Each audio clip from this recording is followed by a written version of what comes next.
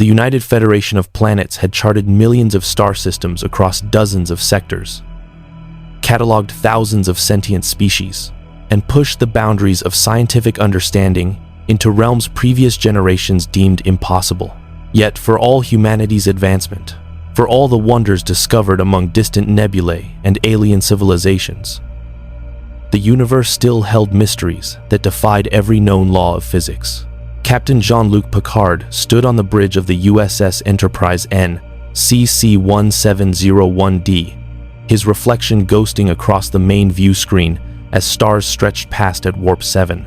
The Galaxy-class starship hummed with the familiar rhythm of exploration, carrying over 1,000 souls through the vast emptiness between worlds. They were 3 days into a routine astronomical survey of Sector 441, charting gravitational anomalies near a collapsed star system, when reality itself seemed to shatter. "Captain," Lieutenant Worf announced from Tactical, his Klingon features tightening with concern. "I am detecting a subspace distortion bearing 27 Mark 6. The readings are impossible, sir." "Elaborate, Mr. Worf." "The distortion is generating energy readings that exceed our sensor maximum. It appears to be a rift in the fabric of subspace itself, but the dimensional signature matches no known phenomenon. Something is coming through." Picard exchanged glances with Commander William Riker, who had risen from his seat beside the captain's chair. The view screen shifted to show a roiling tear in space, not the elegant spiral of a wormhole or the organized chaos of a spatial anomaly, but something violent and wrong. Energies that shouldn't exist in their universe bled through the fracture, creating cascading subspace harmonics that made the Enterprise's warp field shudder. And emerging from the impossible breach was an object. "Magnify," Picard ordered. The image resolved into a crystalline structure, unlike anything in the Federation database. It was roughly 3 meters long, shaped like an elongated diamond, its surface covered in geometric patterns that seemed to shift and reconfigure even as they watched. The craft, if it could be called that, gleamed with an inner luminescence, pulsing with each subspace wave that rippled from the closing rift behind it. "Scanning now." Data reported from Ops, his golden eyes reflecting the sensor displays. "Captain, the object's composition is extraordinary. The hull appears to be a crystalline matrix I cannot identify, generating its own power source. I am detecting a single humanoid life sign inside, but the biosignature is unlike any species in our records. The individual cellular structure is absorbing energy directly from stellar radiation at a rate that should be lethal." "Stellar radiation?" Riker moved closer to the science station. "You mean it's drawing power from the sun?" "Precisely, Commander. The metabolic processes are extraordinary photonucleic energy conversion, at levels that violate several principles of biology as we understand them." The rift collapsed in on itself with a flash of Cherenkov radiation, and the crystalline craft suddenly went dark. Its internal power flickered and died, momentum carrying it forward on a decaying trajectory toward the nearby red giant star. "The vessel is losing structural integrity," Worf reported. "Hull temperature rising. If it continues on that course, tractor beam, Mr. Worf. Bring it aboard. Transporter, room 2. Prepare for emergency medical transport. Dr. Crusher to sickbay immediately." "Aye, sir." Worf's fingers moved across tactical controls. The tractor beam lanced out, enveloping the dying craft in a cocoon of controlled gravitons. "I have it. Bringing it to Shuttle Bay 3. Picard stood, tugging his uniform straight, a habitual gesture, before facing the unknown. "Mr. Data, you're with me. Commander Riker, you have the bridge. Until we know what we're dealing with, maintain standard defensive posture." "Bray." "Understood, Captain." In the turbo lift, Data tilted his head in that curious way he had when processing unexpected information. "Captain, I must note that the energy signature emanating from the craft bears similarities to theoretical models of interdimensional travel. It is possible we are witnessing a crossover event from a parallel universe." "A parallel universe?" Picard considered this as the turbolift doors opened. Your hypothesis suggests this individual is not merely from an unknown species, but from an entirely different reality? The probability is 73.6%, sir. The subspace harmonics do not match any naturally occurring phenomenon in our dimensional framework. They arrived at Shuttle Bay 3 as the crystalline craft materialized on the deck, secured by magnetic clamps. Security teams had already established a perimeter, phaser rifles at the ready. Dr. Beverly Crusher stood nearby with a medical team, tricorder in hand. Life signs are weak but stable, she reported. Whatever's in there is going into some kind of stasis. We need to get them out now. The craft's surface began to fracture, geometric patterns breaking apart like ice under pressure. Light spilled from the widening cracks, not the harsh glare of a failing power core, but something softer, almost golden. A final tremor ran through the crystalline hull, and it shattered completely. A man stumbled forward, catching himself against the deck plating. He wore a form-fitting suit of blue and red, a stylized symbol emblazoned on his chest, an angular shape that might have been a letter from some alien alphabet, contained within a diamond shield. A red cape fell from his shoulders, somehow both practical and theatrical. Perhaps 30 years old by human standards. But his eyes held something ancient and weary as they swept across the shuttle bay, taking in the Enterprise crew with a mixture of relief and profound disorientation. Where? His voice was hoarse, accent utterly foreign. Yet the universal translator parsed it instantly. Where am I? Where am I? Dr. Crusher approached slowly, hands visible and non-threatening. I'm Dr. Beverly Crusher, Chief Medical Officer of the Federation Starship Enterprise. You're safe. You came through some kind of spatial anomaly. Can you tell us your name? The man straightened, and Picard noted how the simple movement carried an unconscious grace.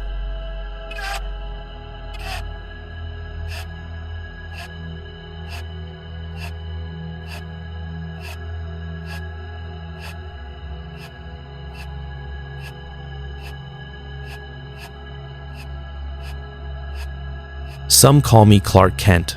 On my world, they called me Superman, Picard repeated, stepping forward. I am Captain Jean-Luc Picard. On behalf of the United Federation of Planets, I welcome you.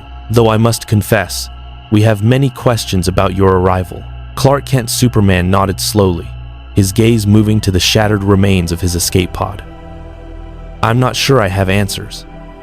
The last thing I remember, I was investigating an anomaly near Earth's solar system.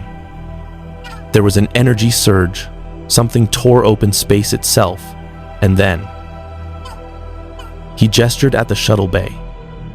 This, wherever this is, you are in Federation space, approximately 47 light-years from the Sol system, data provided. Though I suspect the Sol system you refer to exists in an alternate dimensional framework from our own. Your Earth is not our Earth, Mr. Kent. Superman's expression tightened, a flash of something lost, perhaps, or dawning horror crossing his features before he mastered it. Another universe. That's not possible. Even for me, I assure you, it is not only possible, but appears to be precisely what has occurred, Data continued. The dimensional barriers between parallel realities are theoretically permeable under specific conditions. The subspace rift that brought you here has since collapsed, suggesting a catastrophic destabilization event, which means I can't go back. It wasn't a question. Superman's jaw tightened. Everyone I knew, everything I protected, it's all gone. Not destroyed, just unreachable. Beverly moved closer, her doctor's instincts overriding diplomatic protocol. Mr. Kent, you've just been through a tremendous trauma. I'd like to run some medical scans. Make sure you're physically stable. We can discuss the rest once. I'm fine. He said it gently, but firmly. I appreciate the concern, Doctor. But I don't need medical attention. My biology is different. I heal quickly. What I need is to understand where I am and what happens next. Picard recognized the look in Superman's eyes, the look of someone who had lost everything but refused to break. He'd seen it in refugees, in survivors, in soldiers returning from battles they wished they could forget. Mr. Data, escort our guest to guest quarters on Deck 8. Mr. Kent, with your permission, we would like to conduct a full debriefing once you've had time to collect yourself. There are many things we need to discuss, not least of which is your legal status within Federation space and the implications of your rather extraordinary arrival. Superman met the captain's gaze directly, and for a moment Picard felt the weight of immense power barely contained behind those two human eyes. I understand, Captain, and thank you for not shooting first and asking questions later. Where I come from, that's not always how first contact goes. The United Federation of Planets was founded on the principle that diversity in all its forms strengthens us, Picard replied. We seek out new life and new civilizations. Though, I will admit, we've never encountered anyone quite like you. As Data led Superman from the shuttle bay, Beverly moved to Picard's side. Jean-Luc, those bioscan readings. His cellular structure is unlike anything I've ever seen. He's absorbing electromagnetic radiation at rates that should cause immediate cellular breakdown, but instead it seems to be powering his entire metabolism. And his bone density, muscle tissue, neural pathways, everything is orders of magnitude beyond human norms. If those readings are accurate, he's essentially indestructible, a man of steel. Picard murmured, watching the guest quarters door close behind their visitor. The question, Doctor, is whether he is a refugee seeking sanctuary or a force we cannot hope to contain should he prove hostile. You think he's dangerous? I think, Beverly, that we have just provided shelter to someone with capabilities we barely comprehend. From a universe whose rules may not apply here. Whether that makes him dangerous depends entirely on the man himself. Picard tapped his comm badge. Bridge, this is the captain. Stand down from yellow alert, but maintain long-range sensors on full sweep. I want to know if anyone else took notice of that subspace event. Riker's voice came through clearly. Understood, Captain. Should I notify Starfleet Command? Not yet, Number 1. Let's gather more information first. Picard out. But even as he spoke, Picard couldn't shake the feeling that this moment, this unprecedented first contact with a refugee from beyond reality itself, would resonate far beyond his ship. In the vastness of the Federation, in the shadowed corners where the Tal Shiar gathered intelligence, in the cold calculations of species who viewed power as the only currency worth trading, sensors had watched. Data had been collected. Analysis had begun. Superman had arrived in a universe that prided itself on peace and understanding. But the galaxy, Picard knew from long experience, was rarely so accommodating to those who disrupted the careful balance of power. And this man from another reality, this living embodiment of capabilities that defied explanation, had just become the most valuable and vulnerable individual in known space. The universe had changed. Now came the difficult part, deciding what that change meant. If you want to see more characters enter different universes, hit that subscribe button and drop the name of a character and the universe you'd want to see them in down in the comments below. Live long and prosper. The guest quarters Data had assigned were spacious by starship standards, a living area with viewport, separate sleeping chamber, and a replicator station that hummed quietly in the corner. Clark Kent stood at the window, watching stars stream past at velocities that should have been impossible, and tried to remember how to breathe like a human being. Not that he needed to breathe. Not really. But the habit was comforting. A reminder of the Kansas farmhouse where Jonathan and Martha Kent had taught him what it meant to be a man rather than a god. Those lessons felt very far away now, separated by barriers more absolute than mere distance. Mr. Kent. Data's voice broke the silence. The android Clark had recognized the synthetic nature immediately. Hearing the subtle absence of a heartbeat, stood by the door with perfect patience. Captain Picard has granted you 4 hours to rest and acclimate before the scheduled debriefing. However, I would be pleased to answer preliminary questions if you wish. I have found that information often provides comfort in unfamiliar circumstances. Clark turned from the viewport. You're artificial. An android. But you're part of the crew, treated as an equal. That is correct. I am Lieutenant Commander Data, Second Officer and Chief Operations Officer of the Enterprise. I am a Soong-type android, fully sentient, though I lack the emotional spectrum experienced by organic beings. Data tilted his head. Your recognition of my nature was instantaneous. May I inquire how you determined this? I can hear heartbeats, breathing, the rush of blood through organic systems. You don't have those. Clark managed a small smile. Where I come from, that would make you extraordinary. Here, you're just part of the crew. I'm not sure if that's wonderful or if I'm just that far from home. Both statements may be simultaneously accurate. Data moved to the replicator. May I offer you refreshment? The replicator can synthesize most known foods and beverages, though I should note that your nutritional requirements may differ from human norms given your unique biology. I don't actually need to eat much. The yellow suns like this, they power me directly, but I appreciate the gesture. Clark paused. Data, I need to understand something. Captain Picard said I was in Federation space. What exactly is the Federation? And what does my presence here mean for you and your people?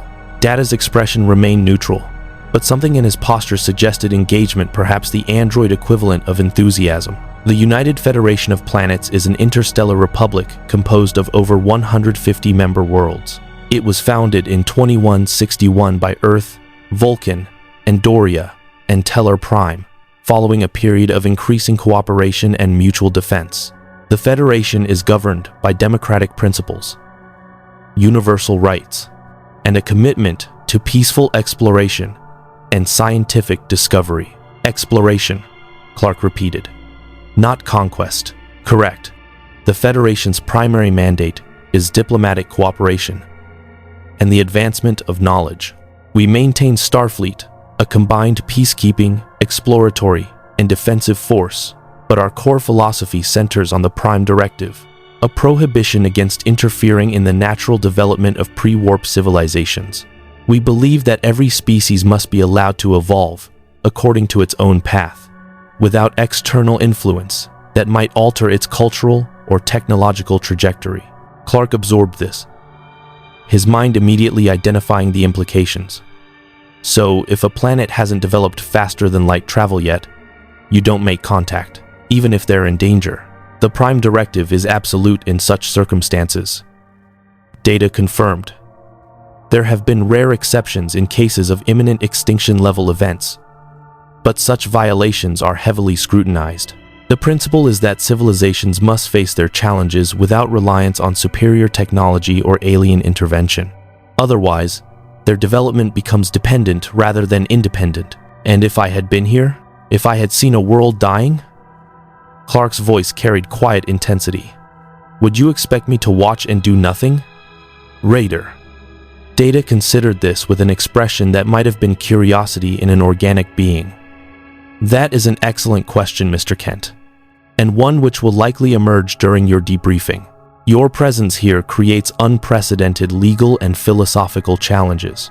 You are not a Federation citizen, yet you exist within our jurisdiction. Your capabilities, as Doctor, Crusher's preliminary scan suggest exceed anything we have encountered in a humanoid species, and your apparent commitment to intervention to what you call heroism may conflict fundamentally with Federation law. In other words, I'm a problem. You are a question we have never had to answer. Data corrected. The Federation has encountered numerous species with extraordinary abilities, telepaths, energy beings, even the Q continuum, whose members possess capabilities we would classify as omnipotent. But you are unique, a physical being with immense power, who appears to adhere to a moral code centered on active protection of others, regardless of their developmental status. Clark moved to the couch. sinking into it with a weariness that had nothing to do with physical exhaustion. On my Earth, I had to make those choices constantly. Do I intervene in wars? Natural disasters? Political conflicts? I drew lines. Tried to respect humanity's right to determine its own fate. But when I heard someone crying for help, when I saw innocent people about to die, he met Data's gaze. I saved them every time. Because I could. And because not using power to help others when you have it, that's not neutrality. That's complicity. A compelling philosophical position, Data acknowledged. However, it contradicts the Federation's foundational principle that technological or biological superiority does not grant one species the right to dictate outcomes for another. The Prime Directive exists because history has shown repeatedly that even well-intentioned intervention often produces catastrophic consequences. I've seen those consequences too, Clark admitted. I've watched people become dependent on me, lose faith in their own strength because Superman would always be there to catch them. I've made mistakes, acted too quickly, imposed my judgment when I should have trusted others. But Data, there's a difference between interfering in a civilization's development and standing by while people die when you could have prevented it. Before Data could respond, the door chimed. "Come," Clark said automatically, then glanced at Data. "Sorry. Is that the appropriate response?" "Yes." Data moved to the door as it slid open. Revealing Captain Picard and another officer, a dark-skinned man with a breathing apparatus across his nose and mouth, his expression thoughtful and deeply intelligent. "Mr. Kent," Picard began, "I hope we're not intruding. This is Lieutenant Commander Geordi LaForge, my chief engineer. I thought it might be helpful to have him examine what remains of your vessel, with your permission. The technology is quite unlike anything in our database, and understanding its principles might help us determine if there's any possibility of returning you to your home dimension." Clark stood. "Of course, I'll cooperate fully with whatever you need. Though I should warn you, the ship was created on my birth world, Krypton. The technology is far more advanced than anything Earth developed before I left." "Krypton," Picard repeated. "Your home world? Your home world? My birth world. I'm the last of my people. Krypton was destroyed when I was an infant. My parents sent me to Earth in that escape pod, the last survivor of a dead civilization. I was raised by human parents in Kansas, small-town America. They taught me how to use my abilities responsibly, how to be human, even when I wasn't. And now, I'm not even in the same universe as their grave." The weight of that statement hung in the air. Picard exchanged glances with Geordi, and something shifted in the captain's demeanor. A softening, perhaps, or recognition of shared loss. "I am truly sorry, Mr. Kent. To lose one's home is devastating. To lose one's entire reality." He paused. "To lose one's entire reality. To lose one's entire reality." He paused. "The Federation has a long history of providing refuge to those displaced by circumstance beyond their control. Whatever else may come, you will not be abandoned. I appreciate that, Captain.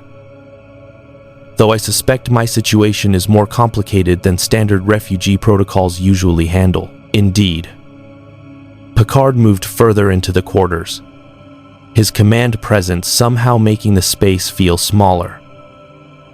"Which brings me to the primary reason for this visit. Mr.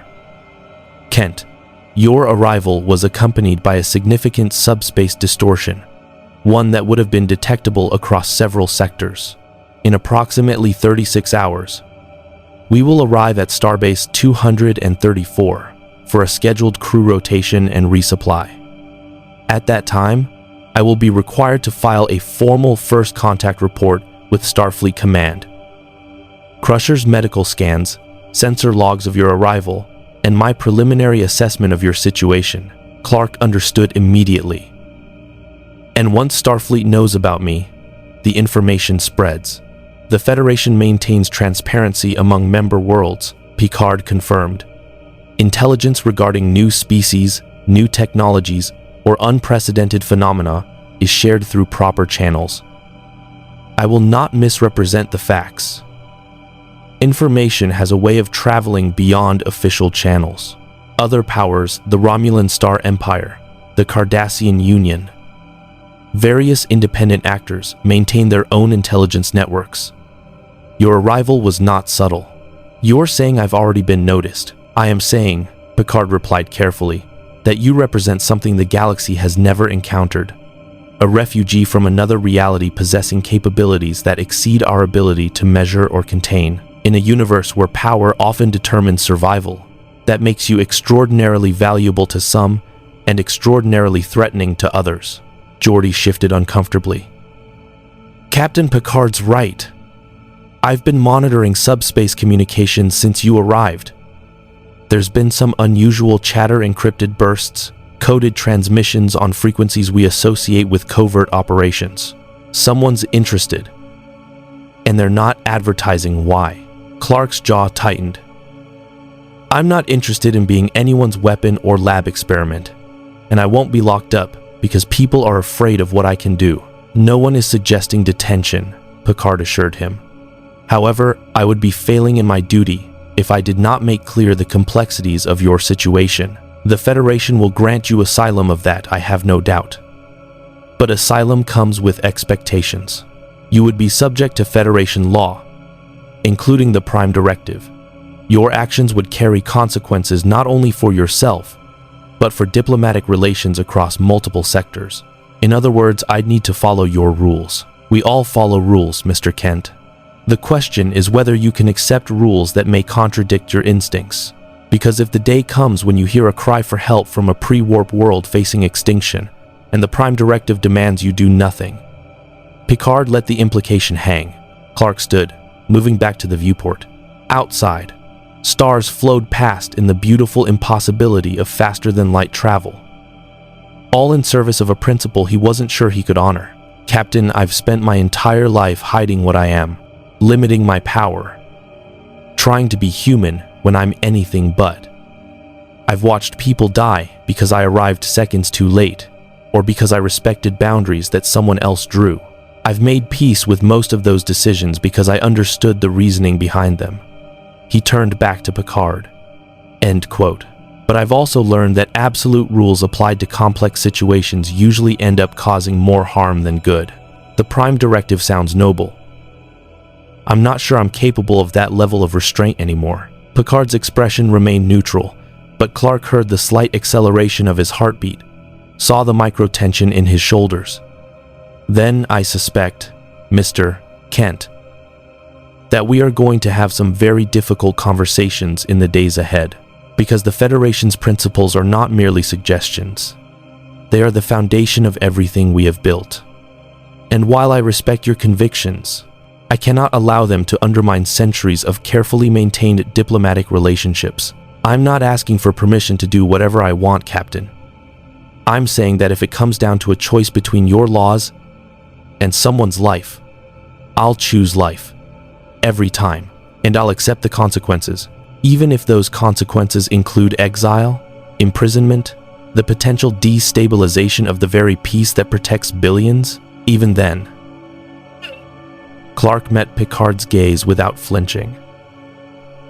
Because I've been the most powerful being on my planet, and I've learned that power without the willingness to act when it matters most isn't power at all. It's just cowardice, dressed up as principle. The silence stretched between them, captain and refugee, two men committed to fundamentally incompatible philosophies. Finally, Picard nodded slowly. I see. Then, I believe we understand each other, Mr. Kent, and I hope, for all our sakes, that your convictions are never tested in the manner we both fear. So do I, Captain, so do I. After Picard and Geordi departed, Data remained behind. Mr. Kent, your position is logically consistent, but strategically problematic.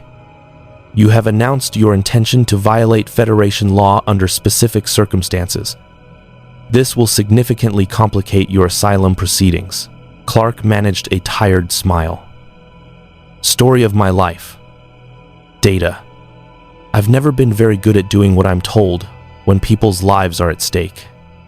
Then I believe, Data said quietly, that you are about to discover whether the Federation's commitment to diversity includes room for those who challenge our most fundamental principles. It will be a fascinating test case. Fascinating. Clark returned to the viewport, watching the stars blur past.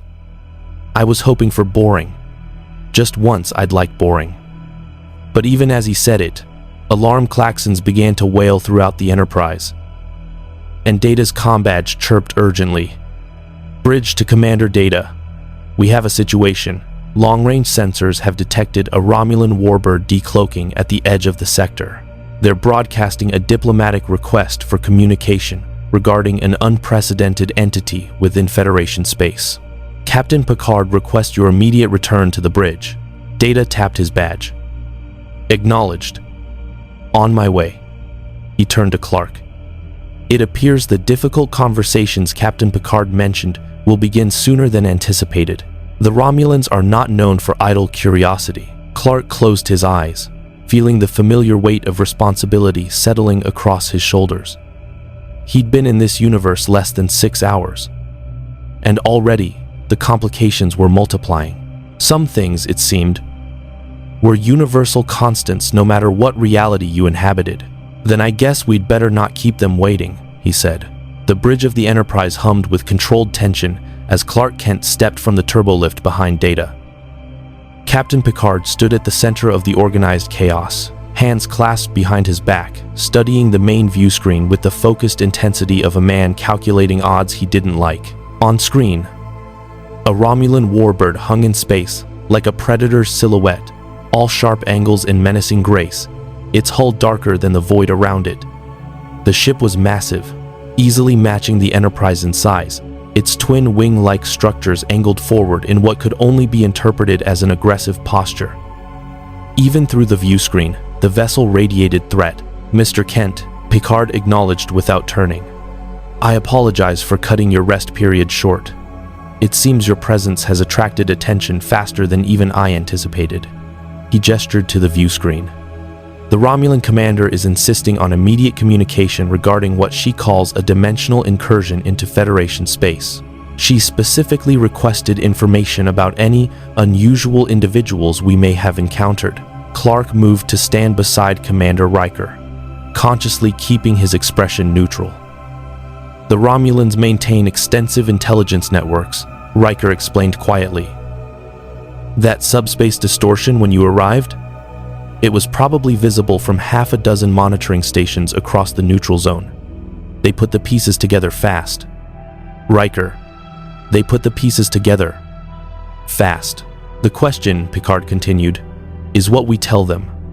The Romulans are technically our adversaries, though we've maintained an uneasy peace for years. They are cunning, strategic, and utterly ruthless when they perceive an advantage. If they believe you represent a significant power differential, they'll try to acquire me. Clark finished the thought. As a weapon, a specimen, or a problem to be eliminated. Precisely. Picard turned to face him fully. Mr. Kent, I am not required to confirm your existence to the Romulans. I can tell them we detected the same anomaly they did, but found nothing of consequence. However, that deception would only buy time. Eventually, they will learn the truth, and our credibility will be damaged. Alternatively, I can acknowledge your presence, but refuse to provide details, citing your status as a Federation refugee under diplomatic protection, which would make the Federation responsible for anything I do, Clark said, and paint an even bigger target on my back. Indeed, there are no simple solutions here. Picard's expression softened slightly.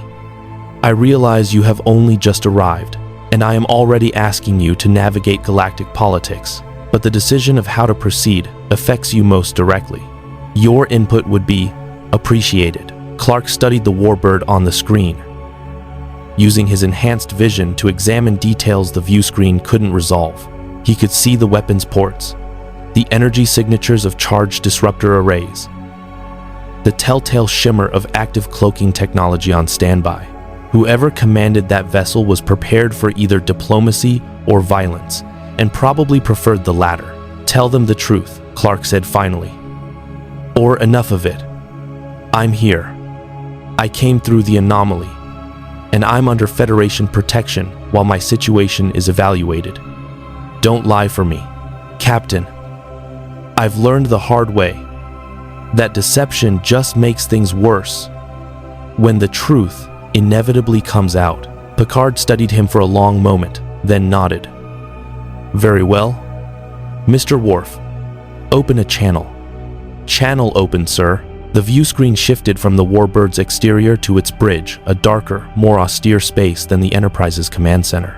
At its heart stood a woman in the layered uniform of a Romulan commander, her features sharp and intelligent, dark hair pulled back severely from a face that could have been beautiful if not for the cold calculation in her eyes. The distinctive Romulan forehead ridges marked her heritage, as did the particular way she held herself. Proud, dangerous, utterly confident. "I am Captain Jean-Luc Picard of the Federation Starship Enterprise." "To whom am I speaking?" "Commander Sayla of the Imperial Warbird Valdor." Her voice carried the aristocratic accent of the Romulan patrician class, each word precisely enunciated. "Captain Picard, how unexpected to find you patrolling so far from your usual routes. One might almost think you were investigating something of particular interest." "The Enterprise goes where Starfleet directs, Commander, as I'm sure the Valdori does at the behest of your Praetor." A thin smile crossed Sayla's features. "Indeed. Which is why I find myself in this sector, investigating a rather remarkable subspace anomaly detected approximately 6 hours ago. An anomaly that bore the signature of an interdimensional breach, something that should be theoretically impossible. And yet, here we are. Tell me, Captain, did your sensors detect this phenomenon?" Picard's expression remained professionally neutral. "They did. We investigated and discovered evidence of a dimensional rift, now closed. The event was unprecedented in our records." "How fascinating. And did you recover anything from this rift? Any debris? Perhaps any survivors?" The moment stretched, tension thickening like a blade drawn across skin.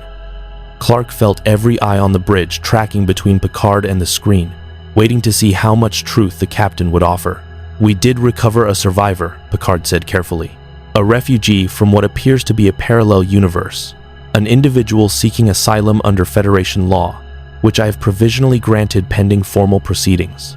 Sayla's eyes narrowed with predatory interest. "Their species, capabilities, origin?" "The Empire has significant scientific interest in interdimensional phenomena. We would be prepared to offer considerable compensation for access to your guest. The individual in question is a sentient being, Commander, not a specimen to be traded. They are under Federation protection. If you wish to file a formal diplomatic inquiry with Starfleet Command through proper channels, you are welcome to do so." "Proper channels." Sayla's smile turned sharp. "How very Federation of you, Captain. Always hiding behind protocols and procedures when you possess something of value. But let me speak plainly. My government is deeply concerned about potential threats emerging from dimensional instabilities. A being capable of surviving interdimensional transit could possess capabilities that destabilize the balance of power in this region. The Empire has a vested interest in ensuring such capabilities do not fall exclusively under Federation control. Your concern is noted," Picard replied coolly. "However, I can assure you that this individual poses no threat to the Empire. They are a refugee, not a weapon. You cannot possibly make such assurances without full understanding of what they are capable of." Sayla leaned forward slightly, her expression calculating. "Captain, I am authorized to make a generous offer. Allow our Chief Science Officer to meet with this refugee, conduct non-invasive scans, and verify their intentions. In exchange, The Empire will consider this incident resolved and make no further inquiries.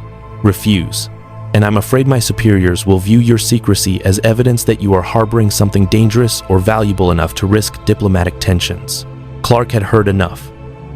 Before Picard could respond, he stepped into the view screen's field of view. Why don't you ask me directly? Quote, every station on the Enterprise bridge went silent. Riker's head snapped around. Worf's hand moved instinctively toward his phaser, and Data tilted his head with what might have been surprise in an organic being. Picard's jaw tightened, but he said nothing, allowing the moment to unfold. On screen, Sayla's expression shifted surprise, giving way rapidly to intense scrutiny. Her eyes swept over Clark's form, cataloging details with the trained eye of a military intelligence officer. You must be the refugee. How?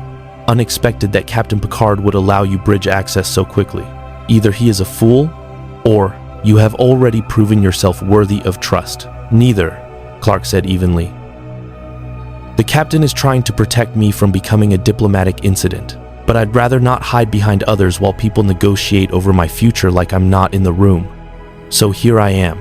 Yes, I came through that dimensional rift. Yes, I'm from another universe. And yes, I have abilities that your sensors probably can't fully measure, but I'm not interested in being anyone's weapon, lab experiment, or political asset. I just want to find a way home if possible, or find a place here if not. Sayla studied him with unblinking intensity. Remarkable. You look entirely human, or Romulan for that matter. Our species share a common genetic ancestor, you know. Vulcans, Romulans, and your Earth humans all descended from ancient progenitors who seeded the galaxy with their DNA. Yet, Dr. Crusher's preliminary scans, yes, Captain. We intercepted those medical transmissions suggest you are nothing like human at all. Your cellular structure alone would make you the most valuable biological specimen in the quadrant. I'm not a specimen, Clark said, his voice hardening. I'm a person. And if you intercepted those transmissions illegally, that suggests your interest isn't exactly scientific or diplomatic. I'm Moning. I'm Moning. I'm Moning. I'm Moning. I'm Moning. I'm Moning. In the Empire, we call it pragmatism. Sayla replied smoothly. You represent an unknown variable in a carefully balanced equation. The Federation claims you as a refugee. But for all we know, you could be an advanced weapon deployed through that rift deliberately. Your convenient vulnerability immediately following arrival, your ready acceptance of Federation protection. These things could easily be orchestrated. Commander Sayla, Picard interjected sharply. You are now making accusations of conspiracy without evidence. Mr. Kent has been completely forthright about his circumstances, has he? Sayla's gaze never left Clark. Then perhaps he would be willing to demonstrate these remarkable abilities, Dr. Crusher's scans suggested. Prove to me that you are what you claim, a simple refugee with no hostile intent. Clark felt the trap closing. If he refused, Sayla would interpret it as evidence of deception or weakness. If he demonstrated his full capabilities, he would confirm everything the Romulans suspected about his threat level. And if he showed only limited power, they would assume he was holding back even more dangerous abilities. I don't need to prove anything to you, he said finally. I didn't come to this universe by choice. And I certainly don't owe explanations to people who are tracking me like I'm prey to be hunted. Sayla's smile turned genuinely amused. What an interesting choice of words. Tell me, refugee, what would you do if I decided to verify your capabilities by force? My vessel's disruptors are more than sufficient to test your vaunted invulnerability. A few carefully placed shots. Nothing that would endanger the Enterprise, of course. Just enough to see how you respond to genuine threat. Commander, Picard's voice carried absolute authority. You will not fire on this vessel or anyone aboard it.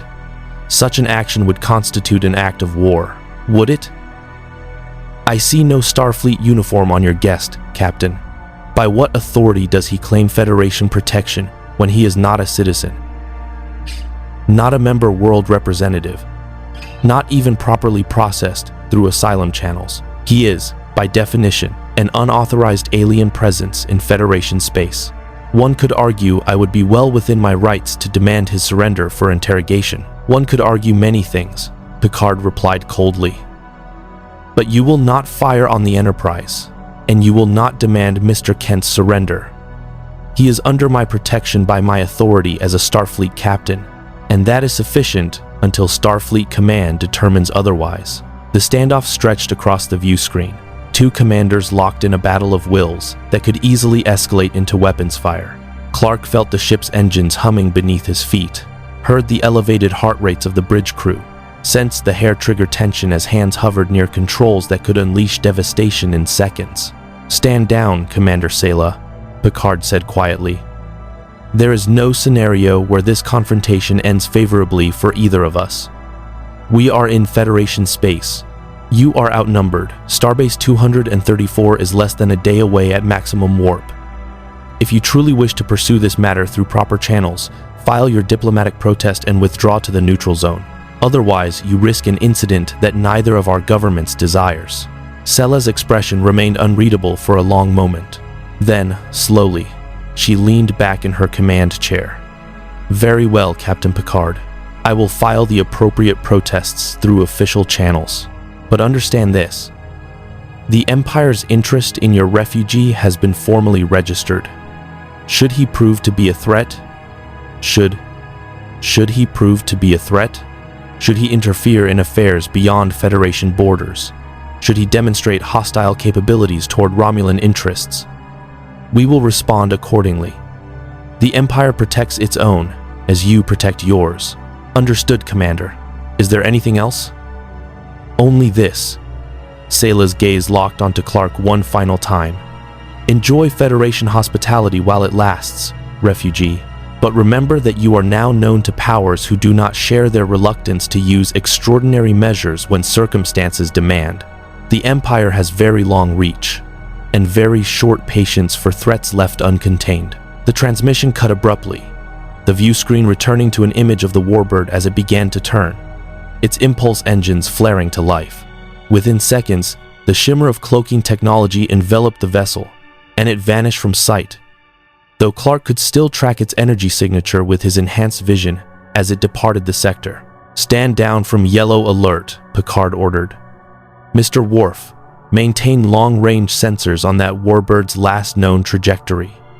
If they double back or attempt to shadow us, I want to know immediately." "Aye, sir." Picard turned to Clark, and his expression was difficult to read, somewhere between exasperation and resigned acceptance.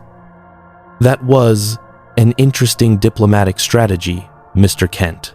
Stepping into an active negotiation unannounced is generally not recommended protocol." "I'm sorry, Captain. I couldn't stand there listening to people talk about me like I wasn't a person with opinions about my own fate." Clark met Picard's gaze steadily. "I know I made things more complicated, but at least now they know I'm not going to be a passive piece on someone's game board." "Indeed. Though I suspect you also confirmed for Commander Sela that you are worth pursuing." Picard sighed, the weight of command evident in his shoulders. "Mr. Data. Analysis? The Romulans will certainly attempt further intelligence gathering," Data replied. Commander Sela's interest appeared genuine and strategic. Given Mr. Kent's demonstrated capabilities and the Empire's historical approach to superior technology, we should anticipate multiple vectors of inquiry, diplomatic pressure on Federation channels, covert intelligence operations, and potentially direct action if they determine Mr. Kent represents sufficient strategic value. "In other words," Riker said, "they're going to keep coming." "Correct, Commander. The question is not whether the Romulans will pursue this matter, but through what means and with what level of aggression." Clark absorbed this, the familiar weight of being hunted, settling into his bones. He dealt with Lex Luthor, with Darkseid, with enemies who saw him as either a threat to be eliminated or a power to be controlled. He'd hoped this universe might be different, but power, it seemed, attracted the same responses, regardless of which reality you inhabited. "Captain Picard," he said quietly, "I don't want to bring war to your doorstep. If my presence here is going to cause diplomatic incidents or put your crew at risk, maybe it would be better if I left, went somewhere remote, figured this out on my own." "Absolutely not." Picard's response was immediate and firm. "Mr. Kent, the Federation does not abandon those who seek our protection simply because others find them inconvenient. You came to us seeking refuge. We will provide it, regardless of external pressure." However, his tone hardened slightly. "This incident illustrates precisely why we must establish clear parameters for your presence here.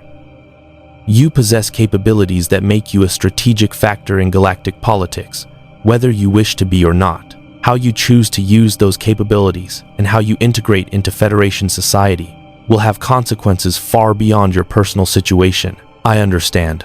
I hope you do." Picard gestured toward his ready room. "Mr. Kent, if you would join me for that debriefing now, I believe events have made it rather urgent that we establish exactly where you stand. Commander Riker, you have the bridge. Resume course to Starbase 234, Warp 6. Let's not give our Romulan friends any more time to organize than necessary." As Clark followed Picard toward the ready room, he caught Worf's assessing gaze, the Klingon security chief studying him with professional wariness. He heard whispered conversations among the bridge crew, sensed the mixture of curiosity, concern, and fear that his presence generated. And he understood, with the clarity of long experience, that this was only the beginning. The Romulans had made contact, but they wouldn't be the last.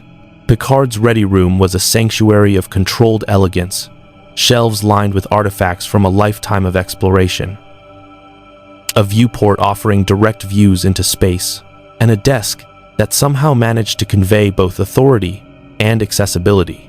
The captain gestured Clark to a seat across from him, then moved to the replicator.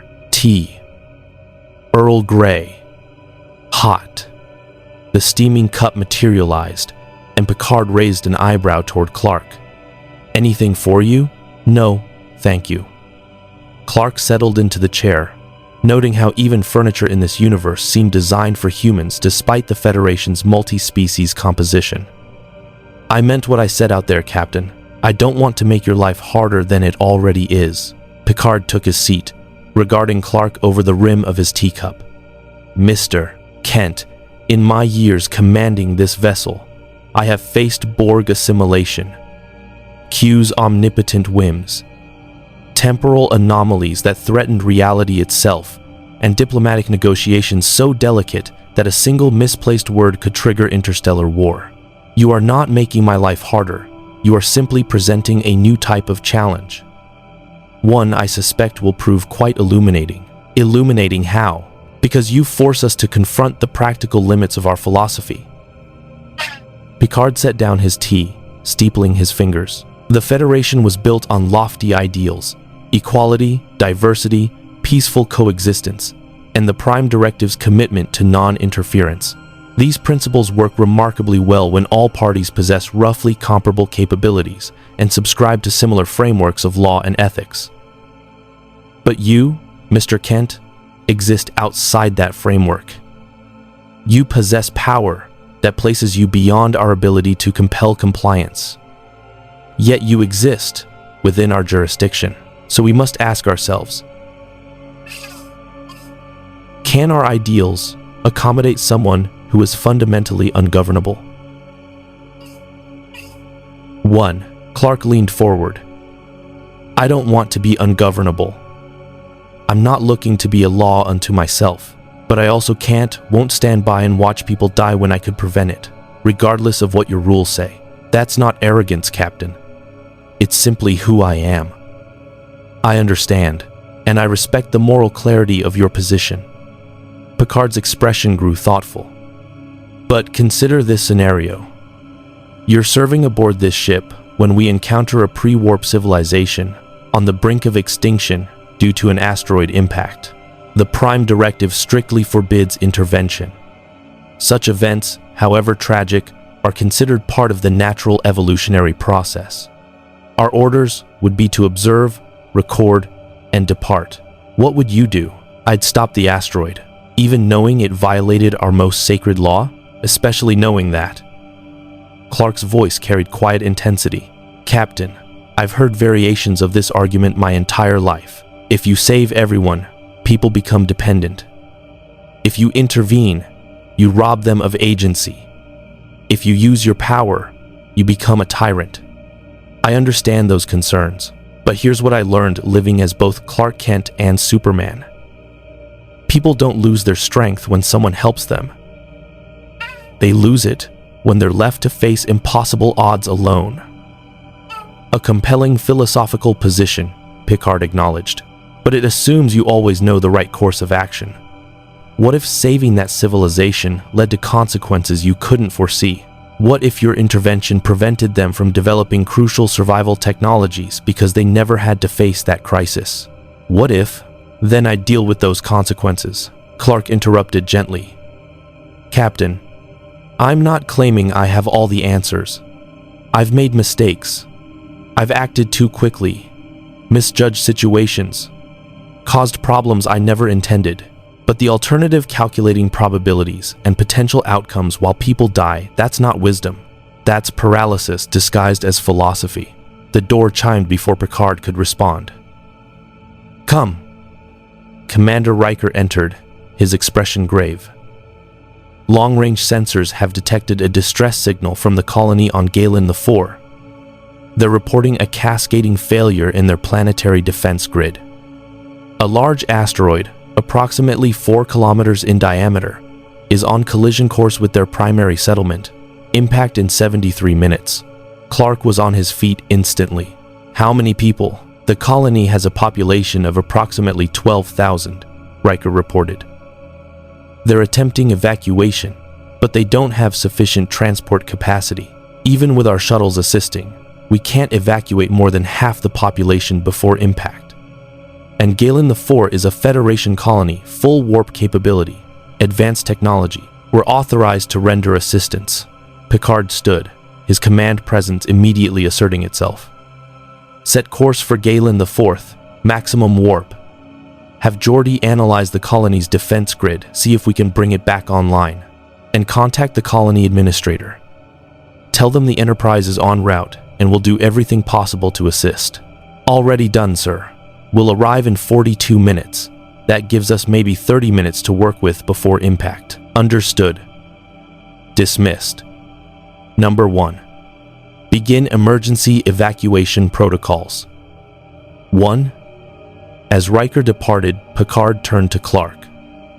It seems our philosophical discussion will have to wait. This is a Federation colony, Mr. Kent. The Prime Directive does not apply. We are authorized required, even to render all possible assistance. Can you stop the asteroid?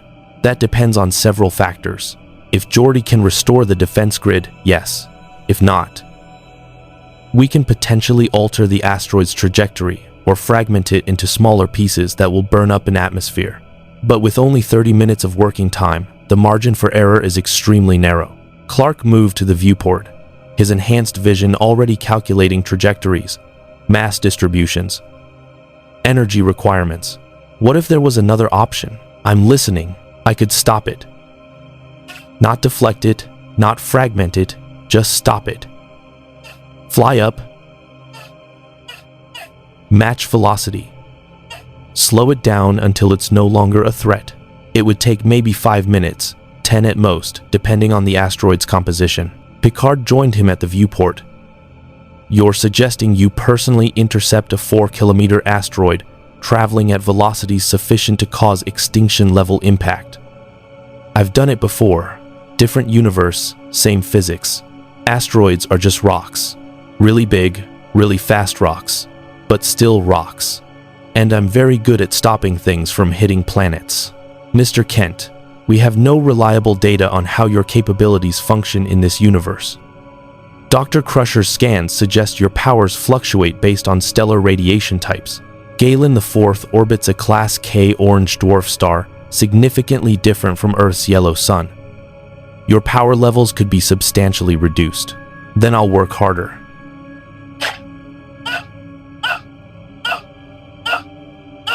Captain, you said the margin for error is narrow, using conventional methods. But I'm not conventional. Let me help. Let me do what I was literally designed to do.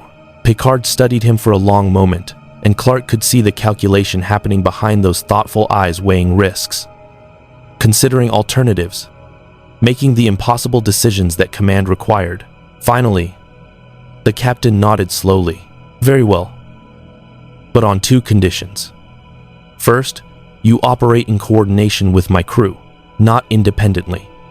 Commander Data will monitor your approach and the asteroid's trajectory.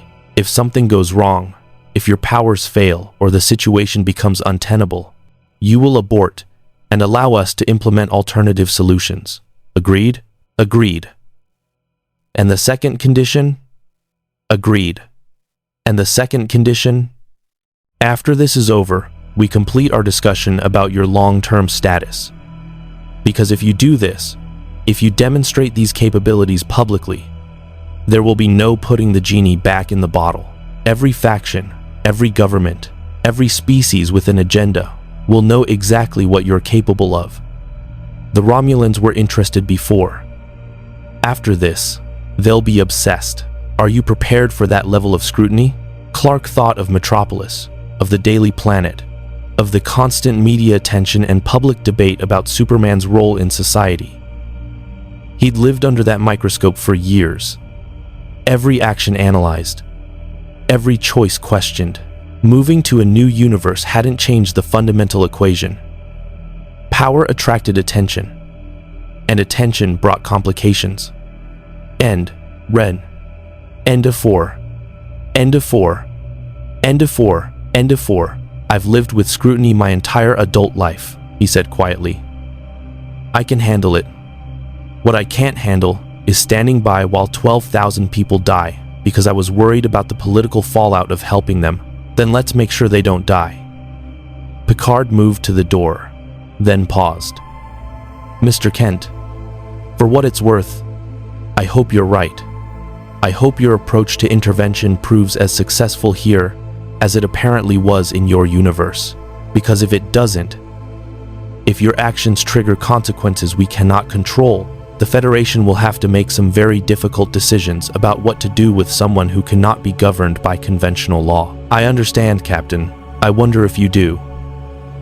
Picard's expression was difficult to read. Because in approximately 35 minutes, you're going to reveal yourself to this universe in a way that cannot be undone.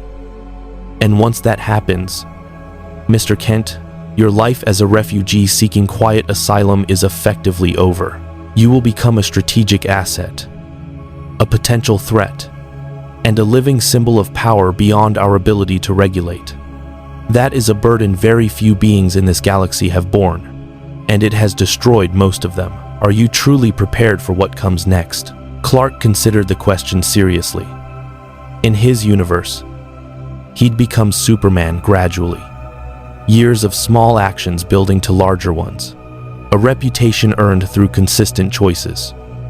Here, he was about to announce his presence spectacularly, with no foundation of trust, no established relationship with the people he'd be saving. He'd be a stranger with godlike power, appearing from nowhere to reshape events through sheer force.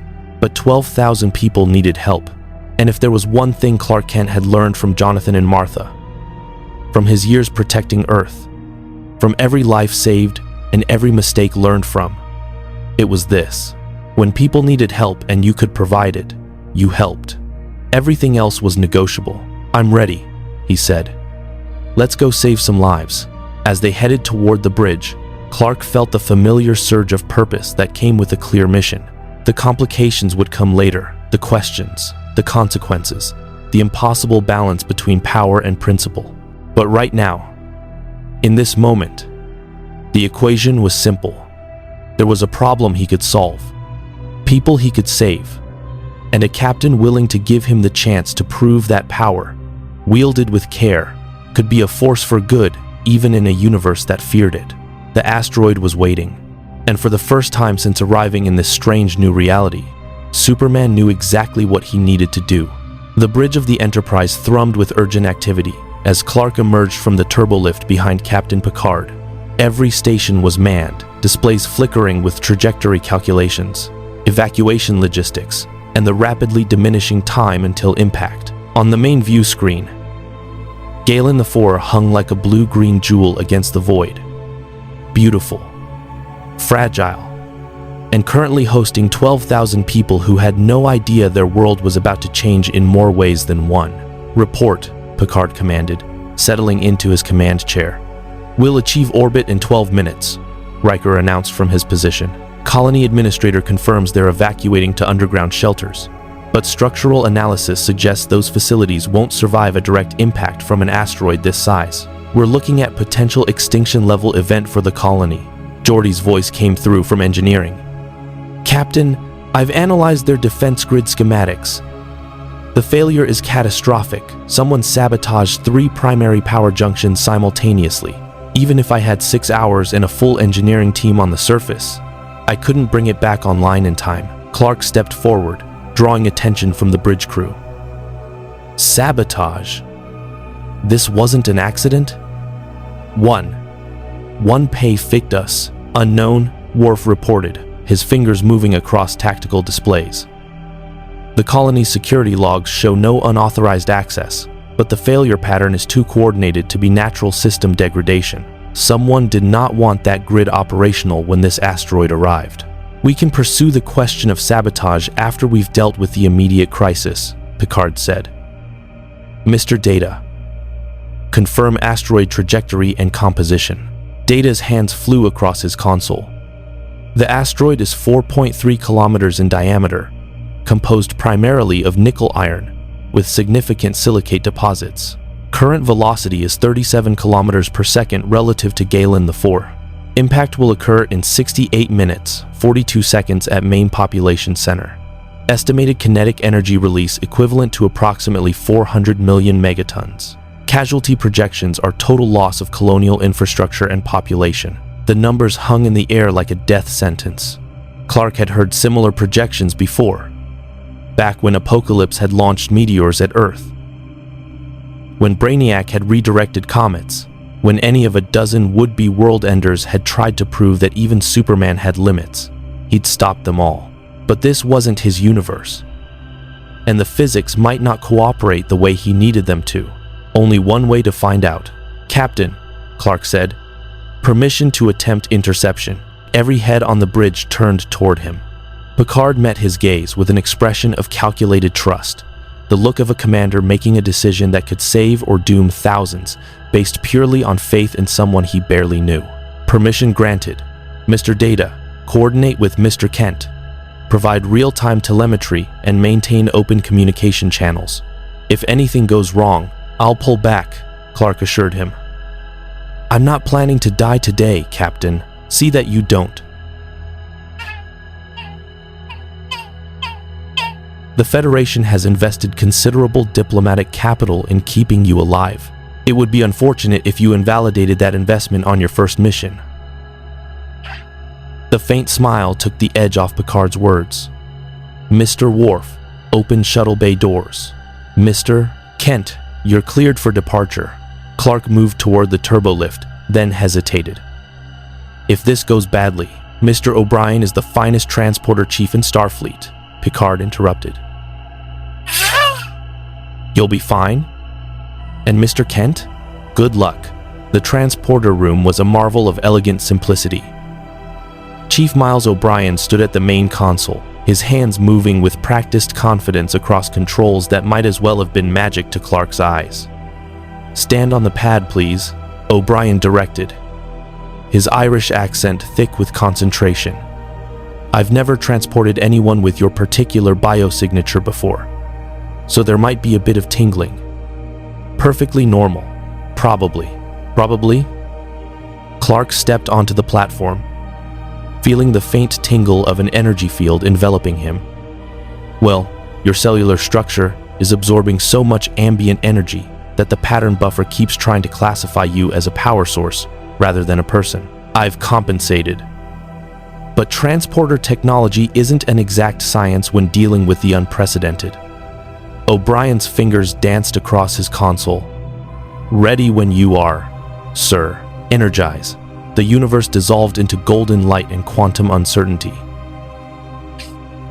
For a fraction of a second that felt like eternity, Clark Kent ceased to exist as a coherent physical entity, his consciousness scattered across subspace, his atoms disassembled and cataloged by technology that reduced him to information, to pattern, to pure mathematical expression of matter and energy. It should have been terrifying. Instead, it was oddly peaceful, like floating in warm water while the universe held its breath. Then reality reasserted itself, and Clark materialized in the void above Galen IV. Space. Actual space. No ship between him and the infinite. No atmosphere to distort his vision or filter cosmic radiation. He'd flown through space countless times before, but always in his own universe where he understood the rules. Here, everything felt simultaneously familiar and alien. The starlight hitting his skin carried different harmonic frequencies. The background radiation hummed at pitches his cells didn't quite recognize, and the orange dwarf star at the system's heart poured energy into him that felt weaker, less nourishing than Sol's yellow radiance. His powers were there. Flight came naturally. His enhanced senses mapped the system in perfect detail. Invulnerability kept the vacuum from tearing him apart. But everything felt diminished, operating at perhaps 75% efficiency, like trying to run a marathon in thin air. Functional, but straining. Mr. Kent. Data's voice came through a comm badge O'Brien had attached to his suit. Apparently, even Superman needed communication technology in this universe. Can you hear me? Can you hear me? I have comm badge. Can you hear me? Loud and clear, Data. I'm in position. Reading you 5 by 5. Excellent. I am tracking your biosignature and the asteroid's trajectory. Current distance to target is 400,000 kilometers. At your optimal flight speed from our earlier calculations, you should achieve intercept in approximately 3 minutes. Clark looked toward where his enhanced vision detected the asteroid, a dark smudge against the starfield, tumbling slowly as it hurtled toward the colony below. 4.3 kilometers of nickel-iron death, carrying enough kinetic energy to crack a continental plate. He'd stopped worse, but never while operating at reduced capacity in an alien reality where the fundamental constants might betray him at the critical moment. Understood. Beginning approach. He flew. The sensation was indescribable, accelerating through vacuum with nothing but willpower and exotic physics keeping him alive. The stars becoming streaks as he pushed toward velocities that made spacecraft look stationary. The orange dwarf star's radiation washed over him in waves, and Clark felt his cells drinking it in hungrily, converting photons to raw power through mechanisms Kryptonian evolution had perfected over millions of years. His strength surged as he flew sunward, approaching the asteroid from an angle that would let him hit it before it crossed into Galen IV's orbital path. 2 minutes to intercept, Data reported. Mr. Kent, preliminary analysis suggests the asteroid's structural integrity is higher than anticipated. It may not fragment easily if you attempt to break it apart. Not planning to break it, Clark replied, his voice calm despite traveling at speeds that would incinerate any unprotected being. Planning to catch it. Catch it, sir. The kinetic energy involved. I know the math, Data. Trust me. 1 minute. The asteroid resolved in his vision now, no longer a distant speck but a massive, irregular chunk of ancient matter that had been drifting through this system since its formation billions of years ago. Clark could see the impact craters dotting its surface, the variations in composition, the slow tumble that spoke of countless gravitational interactions over eons. Beautiful, in its way, but also deadly. 30 seconds. He adjusted his trajectory, matching the asteroid's rotation, calculating the optimal impact point where the structural integrity was highest. If he hit wrong, he might shear off a chunk and leave the main mass still on collision course. If he hit too hard, he might fragment it into dozens of smaller but still devastating pieces. The margin for error was razor thin. 10 seconds to contact, Data announced. Enterprise standing by with tractor beam assist if needed. "Won't be needed," Clark said, and hoped he wasn't lying. 5 seconds. He hit the asteroid at 47,000 kilometers per hour. The impact would have vaporized any spacecraft ever built, would have created a flash of plasma visible from Galen IV's surface, would have written equations in physics textbooks about the catastrophic results of high-velocity collisions. Instead, Clark Kent's invulnerable body absorbed the kinetic energy, his Kryptonian cellular structure converting impact force into something his metabolism could process and dissipate. The asteroid shuddered, cracks spiderwebbing across its surface from the point of contact, but it held together and stopped moving toward Galen IV. Clark's hands sank into the nickel-iron matrix, finding purchase in solid metal through a combination of strength and sheer determination. His cape whipped behind him in the solar wind, a red banner against the void, and then, muscles straining with effort that would have been trivial in his home universe but here felt like moving mountains, he began to push. Incredible. He heard Data's voice, distant and analytical. "Mr. Kent has achieved contact and is generating sufficient force to alter the asteroid's trajectory, reading stress fractures forming throughout the structure. But overall cohesion is maintaining. Adjusting calculations. Yes. If he can maintain current force application for 2.3 minutes, the asteroid will achieve sufficient velocity change to miss Galen IV entirely. Can he maintain for that long?" Picard's voice, sharp with command concern. "Unknown, Captain. His power output is exceeding our sensor capacity to measure, but I am detecting fluctuations. The orange dwarf's radiation spectrum is suboptimal for his particular biology. He is operating under significant strain." Clark heard the exchange, but focused on the asteroid, on the sensation of vast mass slowly yielding to applied force. In his universe, this would have been simple, a few seconds of effort, maybe a minute for something particularly massive. Here, every second felt like an eternity, his cells screaming for the richer radiation of a yellow sun, his strength bleeding away incrementally as he pushed against physics that didn't quite want to cooperate. 1 minute elapsed, Data reported. Trajectory shift confirmed. Continue current effort, Mr. Kent. Sweat shouldn't exist in vacuum, but Clark felt it anyway, his body's response to exertion. Immediately flash frozen and sublimated by space's harsh environment. His vision blurred slightly at the edges. Hypoxia impossible but strain very real. The asteroid groaned beneath his grip, metal protesting forces it was never designed to endure. Cracks widened, chunks broke free, tumbling into space as secondary projectiles that would miss the planet by thousands of kilometers. 90 seconds. Keep pushing. Don't stop. 12,000 people counting on you, Kent. This is what you do. This is what you've always done. The universe changed, but the mission stayed the same. Save everyone you can. Damn the cost to yourself. Because if you don't, who will? His father's voice, echoing across dimensional barriers. You're here for a reason, Clark. I don't know what that reason is, but I know it's important. 2 minutes. The asteroid's vector shifted noticeably now. Its inexorable path toward Galen IV, bending away like light through a prism. Clark pushed harder, drawing on reserves he wasn't sure he had, pulling energy from the orange star with desperate efficiency. His cells blazed with borrowed fire, converting photons to kinetic force with the single-minded purpose evolution had bred into every Kryptonian cell. 2 minutes, 10 seconds. Trajectory shift is sufficient.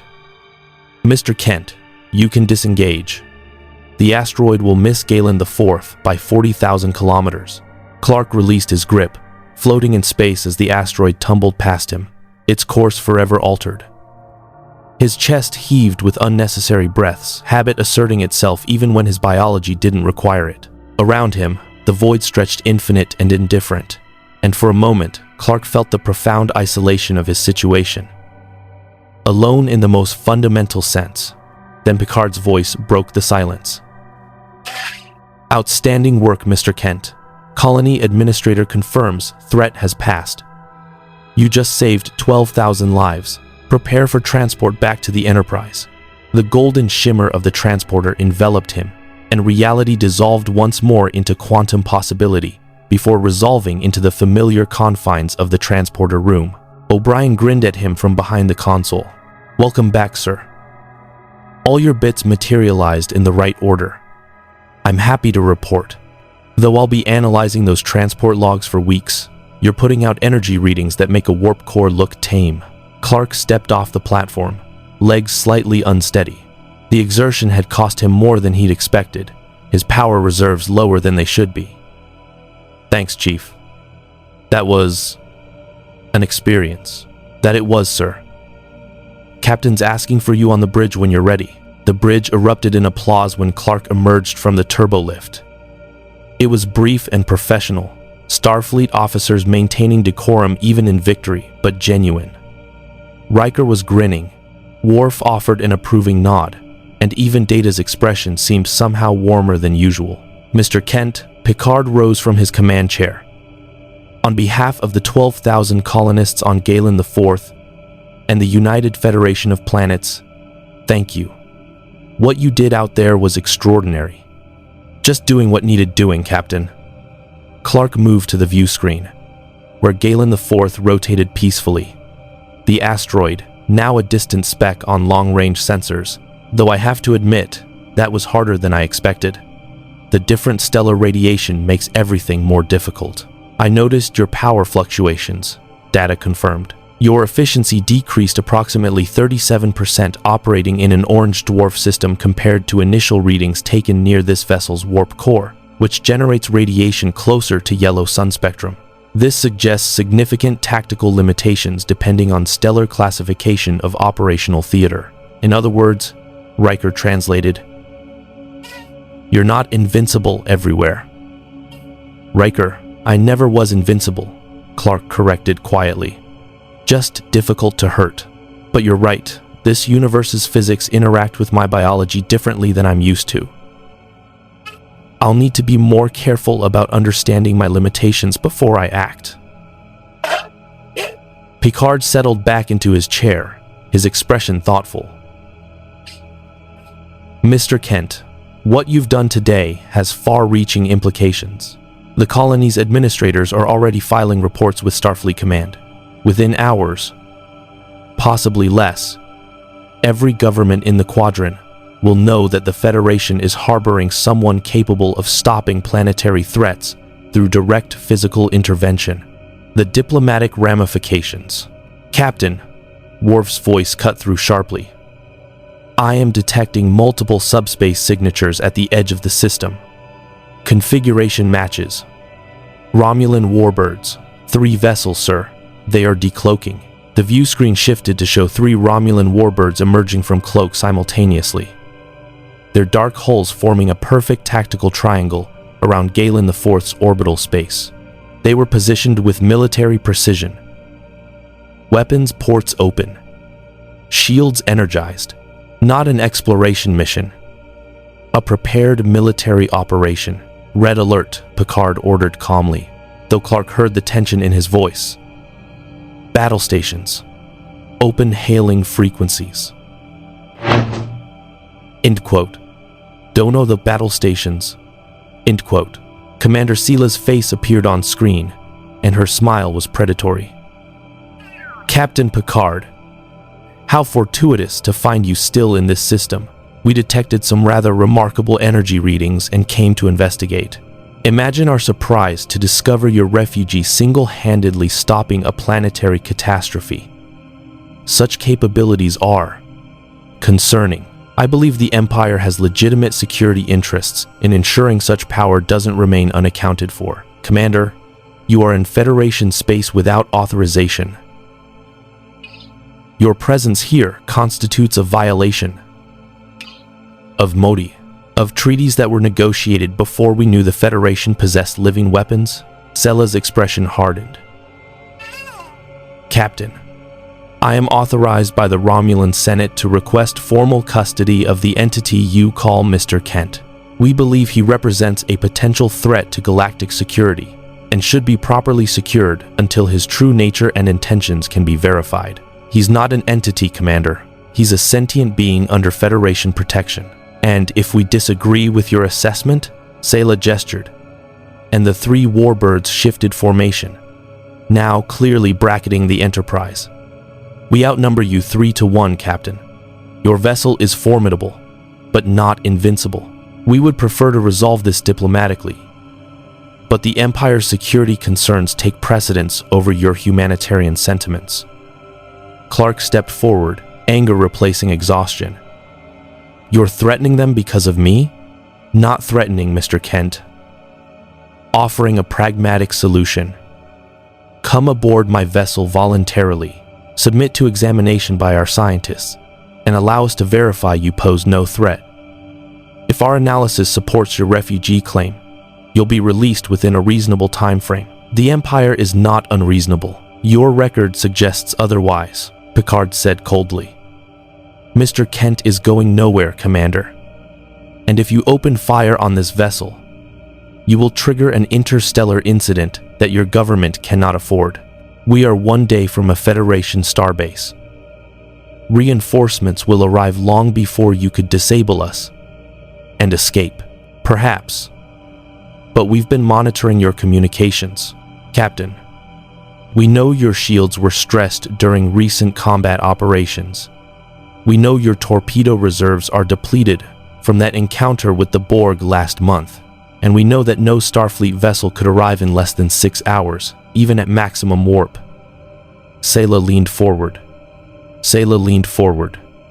You're isolated, outgunned, and protecting something you barely understand. Is your humanitarian principle worth dying for? The bridge went silent. Clark felt every eye on him, felt the weight of the choice crystallizing. Picard would fight rather than surrender him. That much was clear from the captain's posture, the set of his jaw. But fight meant casualties, might mean the Enterprise's destruction, would certainly mean escalating a confrontation that could spiral into something far worse. He'd been in this universe less than a day, and already his presence was forcing good people into impossible situations. Captain, Clark said quietly, maybe I should... No, Picard's voice carried absolute authority. Mr. Kent, you are under Federation protection. That means we do not negotiate your freedom with hostile forces, regardless of the tactical situation. Commander Sayla is gambling that I'll surrender you to avoid casualties. She's miscalculated. Have I? Sayla's smile never wavered. Very well, Captain. You've made your position clear. As have I. Perhaps we should let Mr. Kent decide. After all, he possesses the power to change this situation more definitively than either of us.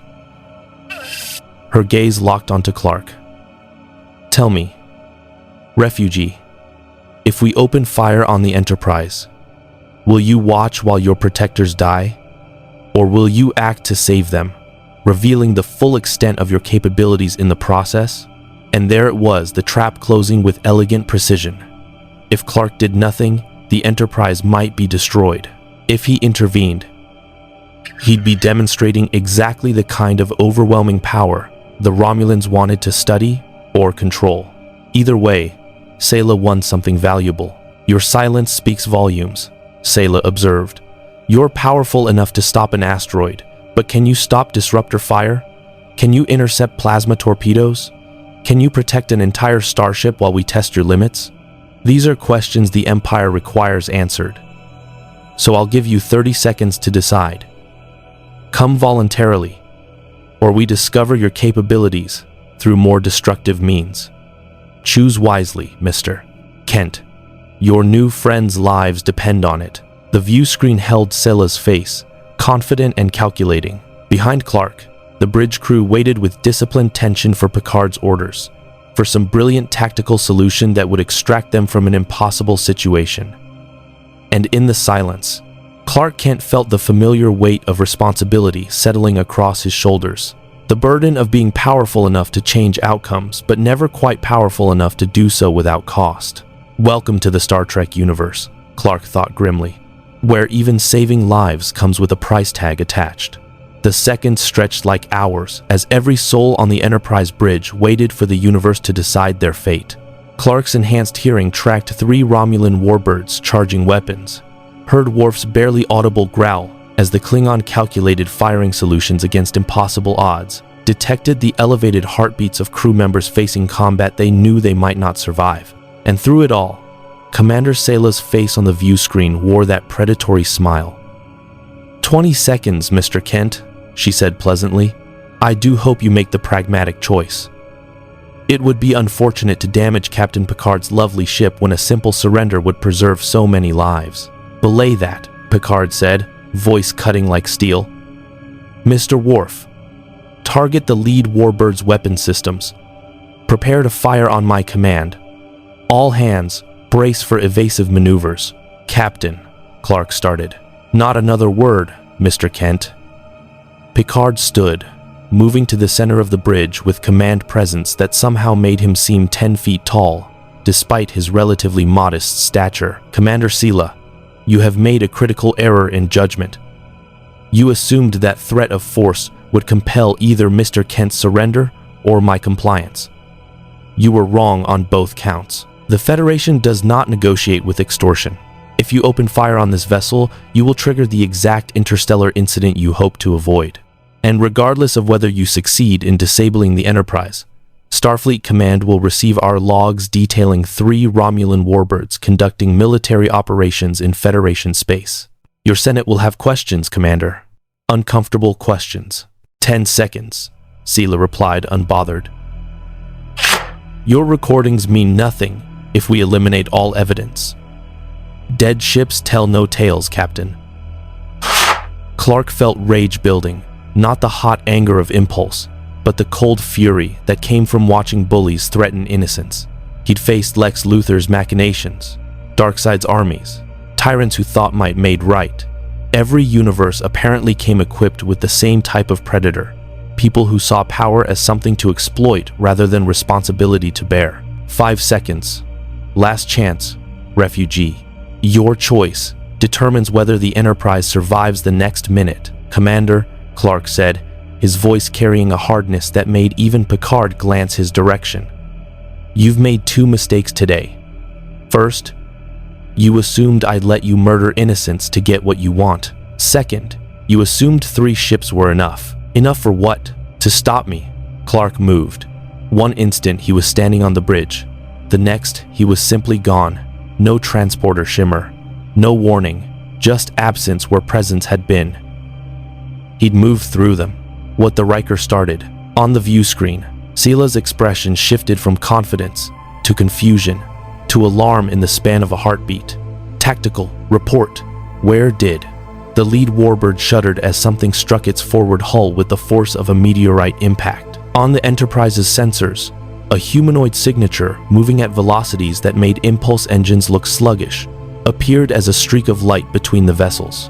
Another impact, this time on the second warbird's port nacelle. Then the third ship, its forward disruptor array crumpling like tinfoil under focused kinetic energy. Mr. Kent is conducting high-velocity intercepts of the Romulan vessels, Data reported, his tone somehow conveying both fascination and concern. He is targeting weapon systems specifically, using precision impacts to disable offensive capability without causing catastrophic hull breaches. Current velocity exceeds Mach 40 relative to local space. Estimated strike force per impact is equivalent to approximately 800 metric tons, traveling at 300 meters per second. He's punching their ships apart. Geordi's voice came from engineering, filled with disbelief. One person is flying around in open space, hitting starships hard enough to disable them. And he's doing it so precisely. He's not even causing explosive decompression. How is that possible? On screen, Sela had abandoned her command chair, barking orders to crew members who clearly had no idea how to respond to a threat profile their tactical computers couldn't categorize. All ships engage cloaking devices, pattern randomization, full evasive. The lead warbird's cloaking generator exploded in a shower of sparks as Clark's next impact found it with surgical precision. Through the chaos, his voice came across the comm channel, calm and utterly certain. Cloaking won't help, Commander. I can hear your engines, track your energy signatures, follow your impulse trails through space. I don't need to see you to find you. Another impact. The second Warbird's shields flickered and died as their primary generator overloaded from kinetic trauma it was never designed to absorb. The vessel listed to port, emergency power kicking in as crews scrambled to compensate for catastrophic systems failures. "Cease fire," Sayla finally shouted, rage and fear warring in her expression. "All ships, hold position. Do not engage. Repeat, do not engage the target." OPA. Clark materialized in space directly ahead of the lead warbird. Arms crossed, cape floating in the solar wind. His expression visible on the view screen through some zoom function the Enterprise's sensors provided. He looked tired but utterly resolute, and somehow his presence, one being in vacuum against 3 warships, made the massive vessels seem small and fragile by comparison. "Here's what's going to happen, Commander," Clark said, his voice carrying across open channels. "You're going to power down your weapons, transfer auxiliary power to life support and structural integrity fields, and begin withdrawal from Federation space. You're going to do this because if you don't, I'm going to systematically dismantle each of your vessels piece by piece until they're no longer capable of threatening anyone. And before you think about calling reinforcements or coming back with bigger guns, understand this. I just stopped a 4-kilometer asteroid. Your ships are impressive, but they're still just ships. I can unmake them anytime I choose. The only reason I haven't is because I'd rather not cause casualties if I can avoid it. But if you threaten Captain Picard or this crew again, I will make exceptions." The silence that followed was absolute. On the Enterprise bridge, every officer stood frozen, watching the impossible tableau of one refugee from another. Reality dictating terms to 3 Romulan warbirds.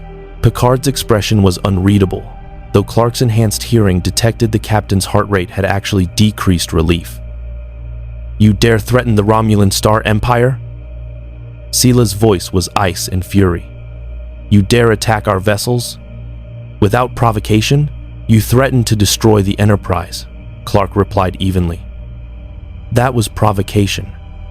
And I didn't attack your vessels. I disabled their offensive capability. Everyone aboard your ships is alive and will remain that way as long as you withdraw peacefully. Consider it a demonstration of restraint. Where I come from, threatening innocent people ends poorly for the people doing the threatening.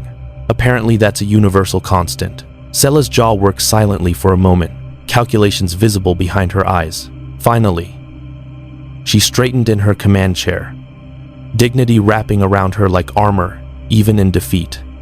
"Very well, refugee. You've demonstrated your capabilities adequately. But understand that this incident will be reported to the Praetor. The Empire does not forget threats, nor does it forgive those who humiliate its commanders. We will meet again under different circumstances. I look forward to it being under more peaceful ones," Clark said, without apparent irony. "Safe travels, Commander."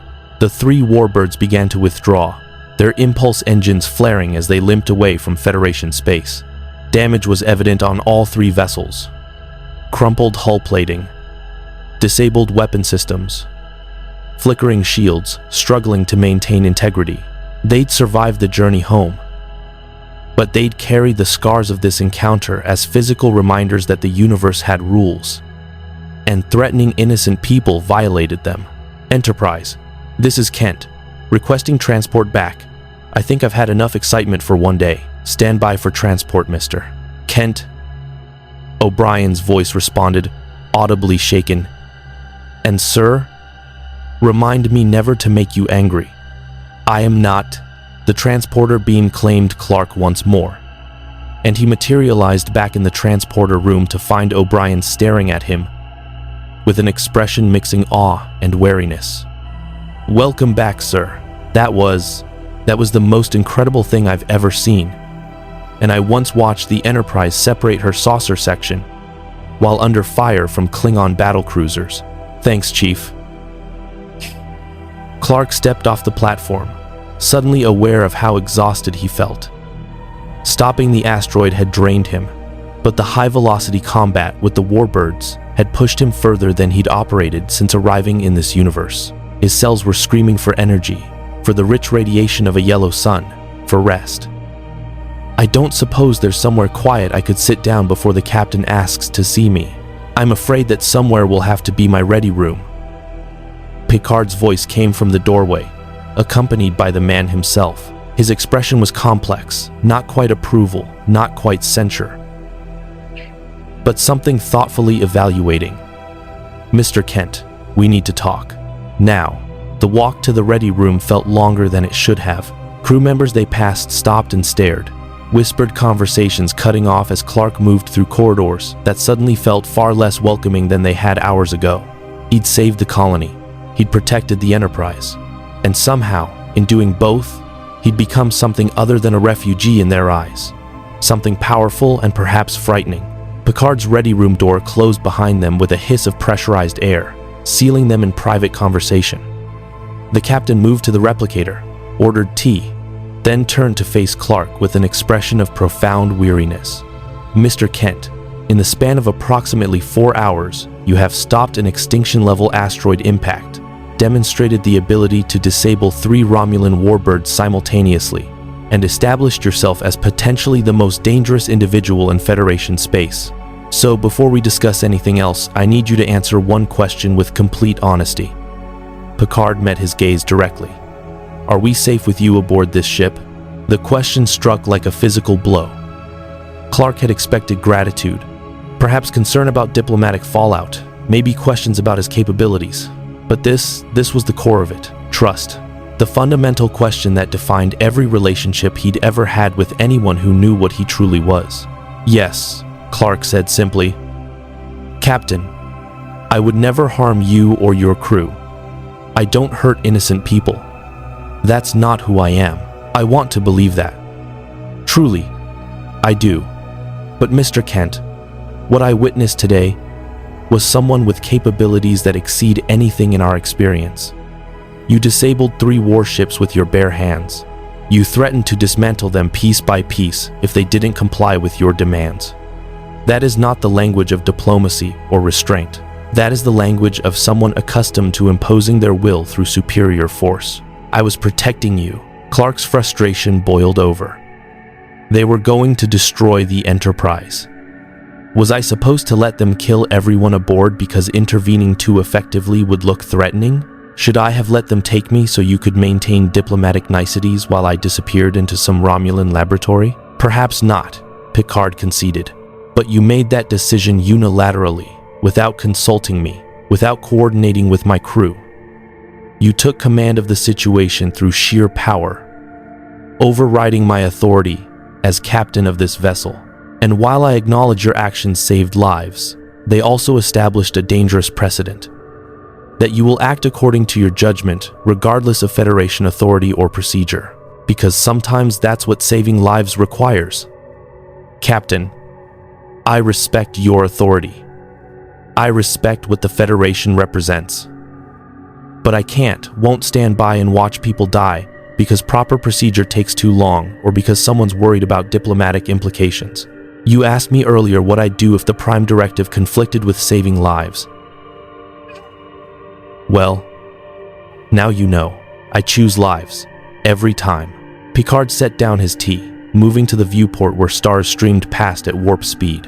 When he spoke again, his voice was quieter, more contemplative. You know what frightens me most about you, Mr. Kent? Not your power, though that is certainly concerning. Not even your willingness to use that power, which raises profound ethical questions. What frightens me is that I cannot find fault with your logic. You saved 12,000 colonists. You protected my ship. You used precisely measured force to disable threats without causing casualties. By any objective measure, you acted heroically. Then what's the problem? The problem, Picard turned to face him, is that heroism at your scale of power is indistinguishable from tyranny. What happens the day you decide Federation law is wrong? What happens when your judgment differs from ours on a matter of genuine moral ambiguity? How do we any of us tell you no when you possess the power to override any decision we make?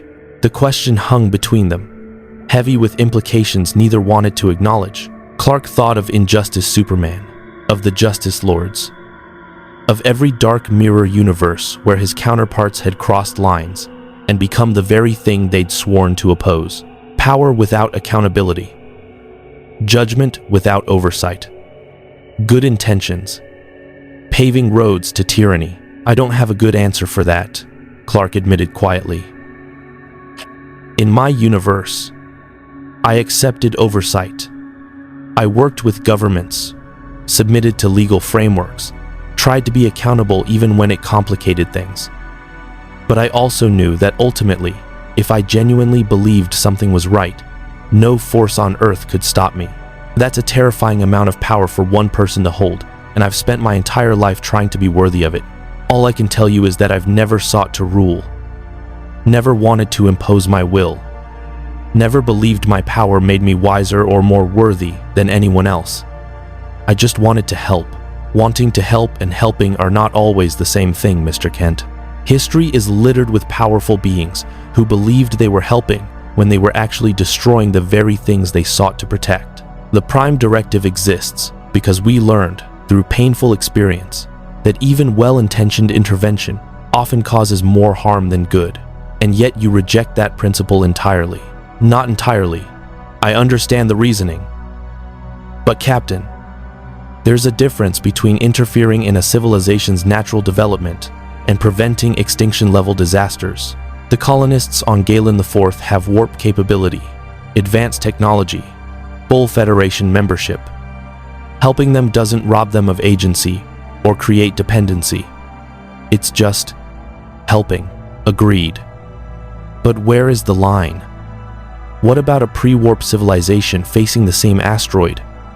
Would you help them?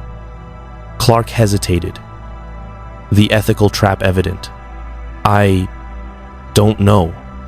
Probably. If I could do it without revealing myself, without contaminating their development. But yes, I'd probably save them, even though doing so violates our most fundamental law. Even though it might alter their entire trajectory as a species. Even though, because Captain, I've held dying children who didn't need altered trajectories, they needed someone to stop the building from collapsing. I've heard people scream for help while knowing I could reach them in seconds if I just moved fast enough. And I learned a long time ago that philosophical principles feel very different when you're the one with blood on your hands.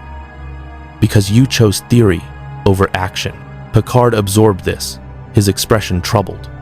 Finally, he returned to his desk, sitting with the weight of command evident in every movement. Mr. Kent, I'm going to make a decision that may prove catastrophic for the Federation or might represent our greatest opportunity for growth. I don't yet know which, but I am going to recommend to Starfleet Command that you be granted provisional asylum with an unusual condition. You will serve aboard the Enterprise as a civilian consultant on crisis intervention. You will not wear a Starfleet uniform. You will not be subject to military discipline. But you will coordinate your actions with my command structure, and you will submit to oversight regarding Federation law and the Prime Directive. You want me to stay aboard the Enterprise? I want you where I can work with you, guide you, and hopefully help you understand why our principles matter, even when they conflict with immediate action. And perhaps, Mr. Kent, you can help us understand why sometimes immediate action matters more than careful principle. The Federation has grown comfortable with our philosophical certainties. Your presence challenges every assumption we hold about power, intervention, and the responsibilities of strength. That challenge may be exactly what we need. Clark felt something loosen in his chest relief. Perhaps, or gratitude that someone was willing to meet him halfway, rather than demanding complete submission to rules he couldn't fully accept. Thank you, Captain. I won't make you regret this. I already regret it, Picard said with surprising candor. But I would regret the alternatives more. Now, we're still a day from Starbase 234, where I'll need to file a complete report on everything that's occurred. Starfleet Command will make the final determination on your status. In the meantime, I suggest you rest. You've had a remarkably eventful first day in our universe. Captain, about what Geordi said earlier about the defense grid being sabotaged, are you investigating that? Mr. Worf is conducting a full inquiry.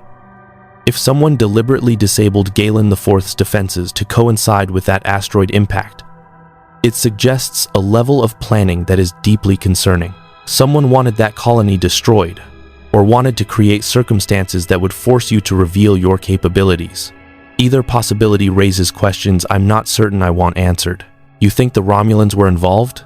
I think, Mr. Kent, that you have become a factor in galactic politics, whether you wish to or not. And factors of your magnitude attract players interested in manipulating outcomes to their advantage. The Romulans are obvious suspects, but they're hardly the only ones with motive to test your capabilities or force Federation's hand regarding your status. A chill ran down Clark's spine. You're saying someone might have tried to kill 12,000 people just to see what I'd do? I'm saying we operate in a universe where information is power, and knowledge of your capabilities is extremely valuable information. Whether someone would go to such lengths, Picard's expression darkened. I've learned never to underestimate the depths to which some will sink in pursuit of strategic advantage. But we'll investigate thoroughly. For now, rest. You've earned it. Clark stood to leave, then paused at the door. Captain, for what it's worth, I meant what I said before. I respect your authority. I respect what you're trying to do here. But if the day comes when following protocol means letting people die, I'll break protocol, and I'll accept whatever consequences come from that. Picard nodded slowly. I do understand, Mr. Kent, and that honesty, at least, is something I can work with. Dismissed. My card nodded stand, my slash incoming lock.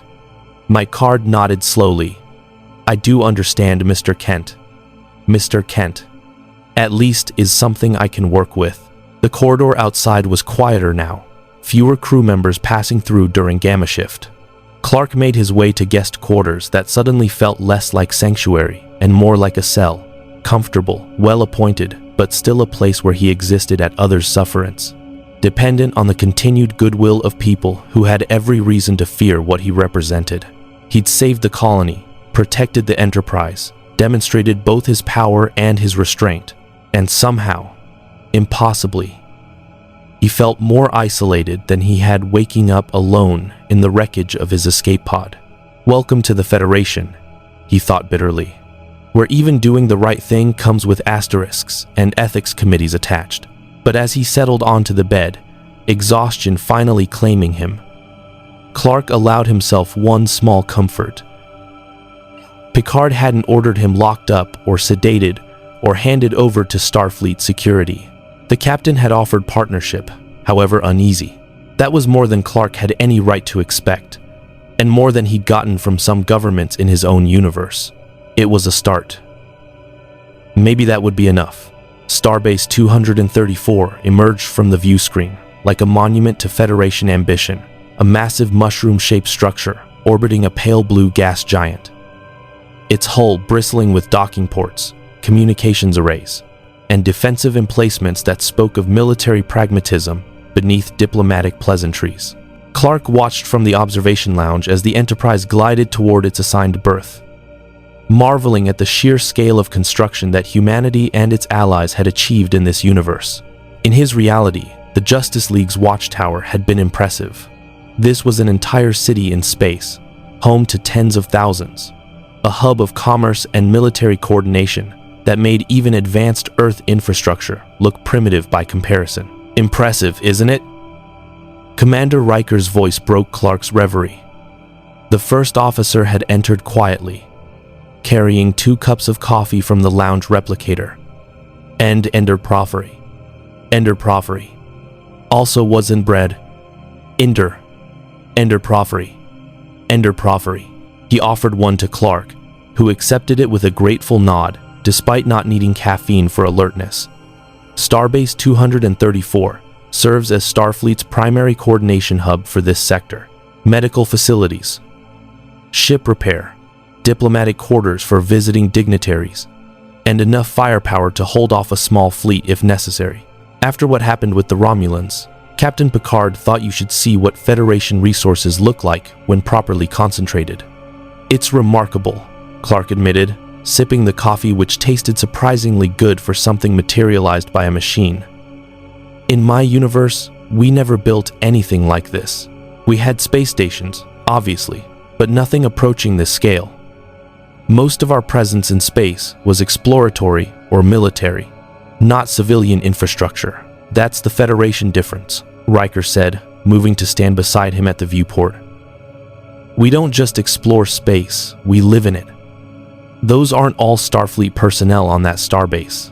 There are families, researchers, traders from a dozen different species, all coexisting, because we've decided the galaxy is big enough for everyone.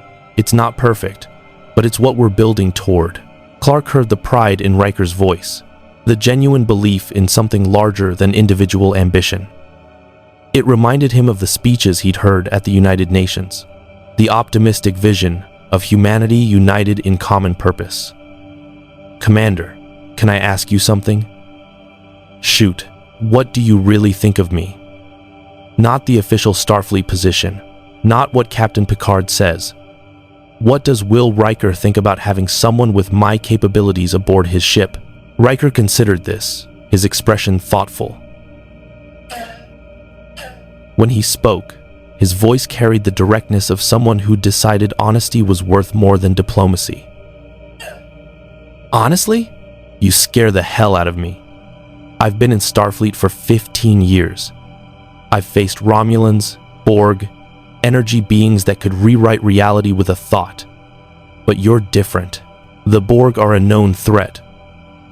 We have protocols, strategies, ways of thinking about them tactically. You? He shook his head. You're a blind spot. I watched you disable 3 warbirds with your bare hands. I saw you stop an asteroid that should have been a planetary catastrophe. And the whole time, you were just a guy. Calm, measured, polite. That contrast is terrifying in ways I can't fully articulate. I'm not trying to be terrifying. I know. That's what makes it worse. Riker turned to face him directly. Clark. Can I call you Clark? Mr. Kent feels too formal for this conversation. Clark is fine. Clark. People like me were trained to assess threats and neutralize them. It's how we survive in a dangerous galaxy. But I can't figure out how to neutralize you. Can't outfight you, can't outmaneuver you, probably can't even run fast enough if you decided to become hostile. So I have to trust that you won't. That's an uncomfortable position for someone whose job is protecting this ship. I understand. And for what it's worth, I've been on the other side of that equation, watching someone powerful operate and hoping they stay on your side, because you've got no good options if they don't. It's not a comfortable feeling. No, Riker agreed. But Captain Picard trusts you, and I trust his judgment more than my discomfort. So here we are, bringing you to a starbase filled with thousands of civilians, hoping your good intentions hold. End quote. By 11 minus friend dollars, to base Sama 5 Ren dollars, hoping your good intentions hold. The combadge chirped before Clark could respond. Bridge to Commander Riker. We've received clearance to dock.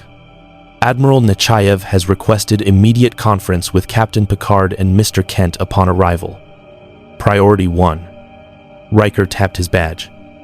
Understood. We're on our way. He glanced at Clark. Admiral Nechayev is formidable. Former tactical officer, extensive experience dealing with Cardassians and Romulans. Absolutely no patience for inefficiency or evasion. She's going to ask hard questions, and she won't accept diplomatic deflection as answers. Noted. Should I be worried? If you were human? Absolutely. But something tells me admirals don't intimidate you the way they do the rest of us mortals. Clark managed a tired smile. You'd be surprised. I've testified before Congress, been interrogated by military generals, faced Senate committees, investigating whether I should be classified as a weapon of mass destruction. Authority figures asking hard questions is pretty familiar territory. Then you're better prepared than most. Come on. Let's not keep the Admiral waiting. That's never a good strategy. The conference room aboard Starbase 234 was austere by Federation standards, a long table, functional chairs, walls lined with screens displaying tactical data and sensor logs. Admiral Elena Nekhaev sat at the head of the table, a woman in her late 50s with steel-gray hair, sharp features, and eyes that assessed everything with the calculating precision of someone who'd spent decades making decisions where lives hung in the balance. Flanking her were two officers. Clark didn't recognize a Vulcan woman whose nameplate read Lieutenant Commander Tuvran, and a human man identified as Captain Holloway of Starfleet Intelligence. The setup felt less like a debriefing and more like a tribunal. Picard entered first, Clark following slightly behind, with Riker bringing up the rear. They took seats across from the Admiral, and Clark couldn't help but notice the way Holloway's eyes tracked him with naked curiosity, like a scientist examining a particularly fascinating specimen. Captain Picard, Nekhaev began without preamble. Your report makes for extraordinary reading. A being from a parallel universe, with capabilities exceeding anything in our database, arriving through dimensional breach, claiming refugee status, and within hours demonstrating the ability to stop planetary threats and disable multiple Romulan warships. Have I summarized accurately? You have, Admiral. Though I would note that Mr. Kent's actions in both instances were defensive in nature and prevented significant loss of life. Noted. Mr. Kent, Nechaev's gaze shifted to Clark with laser focus. I've reviewed Dr. Crusher's medical scans, analyzed sensor logs of your performance, and read Captain Picard's assessment of your character and intentions. I have questions. Many questions. But let's start with the most important one. Are you now, or have you ever been, a weapon deployed by hostile forces into Federation space? The directness was almost refreshing after hours of diplomatic dancing. I didn't choose to come here, and I certainly wasn't sent by anyone with hostile intent toward the Federation. Can you prove that? Can anyone prove a negative? I don't know what evidence would satisfy you. Admiral, I can only tell you what happened and hope you believe me. Tuvran spoke for the first time, her Vulcan accent precise and unemotional. Mr. Kent, your cellular structure suggests evolution under conditions that do not exist naturally in this universe. Dr. Crusher's analysis indicates your biology is optimized for absorbing and converting specific wavelengths of stellar radiation into usable energy. This suggests deliberate genetic engineering rather than natural evolutionary processes. Can you explain this apparent contradiction? Clark nodded slowly. My species Kryptonians evolved on a planet orbiting a red sun. Under those conditions, we were physically comparable to humans. But when exposed to yellow sun radiation, our cells undergo a photonucleic reaction that grants enhanced capabilities. It's not genetic engineering exactly, though my ancestors did engage in controlled breeding programs. It's more like we evolved the potential for these abilities, and the right stellar environment triggers their expression. Budivore in expression. Budivore, Budivore, Budivore in expression. Convenient, Holloway interjected, his tone skeptical. You're from a species that just happens to possess godlike powers when exposed to the most common type of star in the galaxy? I didn't design Kryptonian evolution, Captain. I'm just the product of it. And for what it's worth, these abilities have been as much burden as benefit throughout my life. Power attracts attention, complications, enemies. If I could have chosen to be normal, I probably would have. Would you? Nekhaev leaned forward. Because your actions suggest otherwise. You didn't hesitate to reveal your capabilities when the colony was threatened. You directly confronted Romulan military vessels despite being aboard a Federation starship where you could have remained concealed. That doesn't sound like someone who wants to avoid attention, Mr. Kent. That sounds like someone comfortable operating at the center of conflict. I'm comfortable saving lives when I can, Clark corrected. Whether that puts me at the center of conflict is incidental. Admiral, what would you have done in my place? Watch 12,000 people die because revealing yourself might cause diplomatic complications? Let the Enterprise be destroyed because fighting back would seem aggressive? I would have followed Federation protocols and trusted Starfleet to handle the situation through proper channels, Nekhaev replied coolly. We have procedures for planetary defense. We have diplomatic frameworks for managing Romulan aggression. Your unilateral actions, however effective, circumvented decades of carefully constructed interstellar relations. And if those procedures and frameworks failed, if Starfleet couldn't reach the colony in time, if the Romulans called Captain Picard's bluff and opened fire, then we would have dealt with the consequences through established mechanisms of response and escalation. Mr. Kent, the Federation is built on law, order, and collective decision-making. One individual, regardless of their power, does not have the right to override that structure simply because they believe they know better, even when people's lives hang in the balance, especially then. Nekhaev's expression hardened. Because allowing power to supersede law is how democracies become dictatorships. It's how reasonable beings become tyrants. The moment we accept that one person's judgment outweighs our collective wisdom simply because they're strong enough to impose it, we've abandoned everything the Federation represents. Picard spoke up, his tone diplomatic, but firm. Admiral, if I may, Mr. Kent coordinated with Enterprise crew during both incidents. He responded to tactical guidance from Commander Data, operated within the parameters I established, and demonstrated remarkable restraint given his capabilities. While his presence is certainly unprecedented, I don't believe characterizing him as a threat to Federation democracy is accurate or fair. You don't believe that now, Holloway said. But, Captain, respectfully, you've known Mr. Kent for less than 2 days. You have no long-term data on his psychological stability, no insight into how his power might affect his judgment over time, no framework for predicting how he'll respond when Federation law directly contradicts his personal ethics. We're being asked to grant asylum to someone who represents a potential existential threat while hoping his good intentions remain intact. That's not sound policy. Clark felt anger rising not at the questions, which were reasonable, but at the underlying assumption that power inevitably corrupted, that anyone with his capabilities must eventually become dangerous. He'd spent his entire life fighting that perception, proving through action that strength could serve rather than dominate. And now, in a universe where he'd saved lives twice in his first day, he was being treated as a threat waiting to actualize. Captain Holloway, he said, keeping his voice level. You're right that Captain Picard doesn't know me well, but I know me. I've had these abilities for over 30 years in my universe. I've faced temptations to abuse them, opportunities to impose my will, moments where using force would have been easier than showing restraint, and I chose restraint. Every single time. Not because I lacked the power to do otherwise, but because I was raised by people who taught me that power without responsibility is tyranny, and responsibility without accountability is equally dangerous. So yes, I can't prove I'll never abuse my abilities, but I can point to 30 years of evidence suggesting I won't. Evidence from another universe, Devron noted, where social structures, cultural pressures, and personal relationships were fundamentally different from those you now face.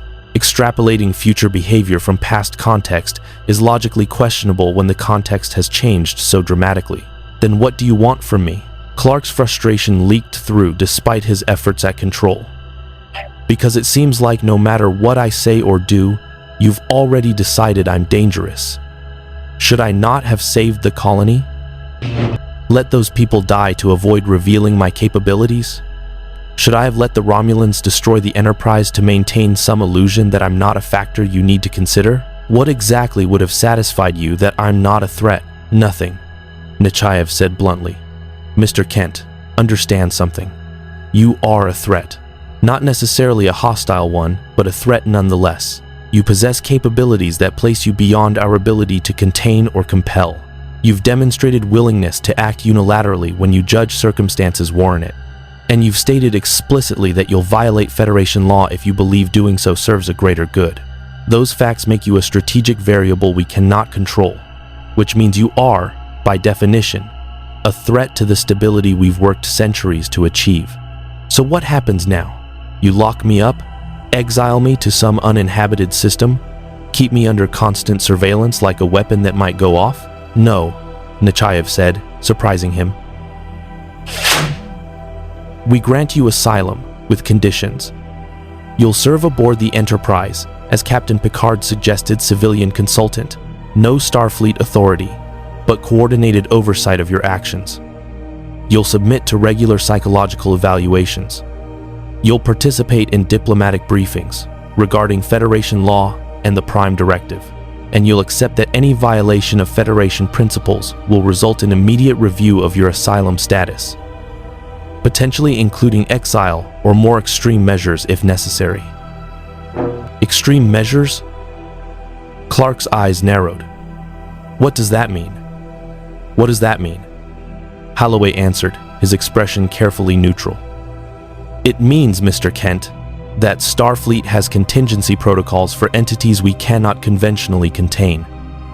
We've dealt with omnipotent beings before Q, the Dowd, energy creatures from higher dimensions. We've learned that sometimes the only way to manage overwhelming power is to make the cost of using it unacceptable to the entity in question.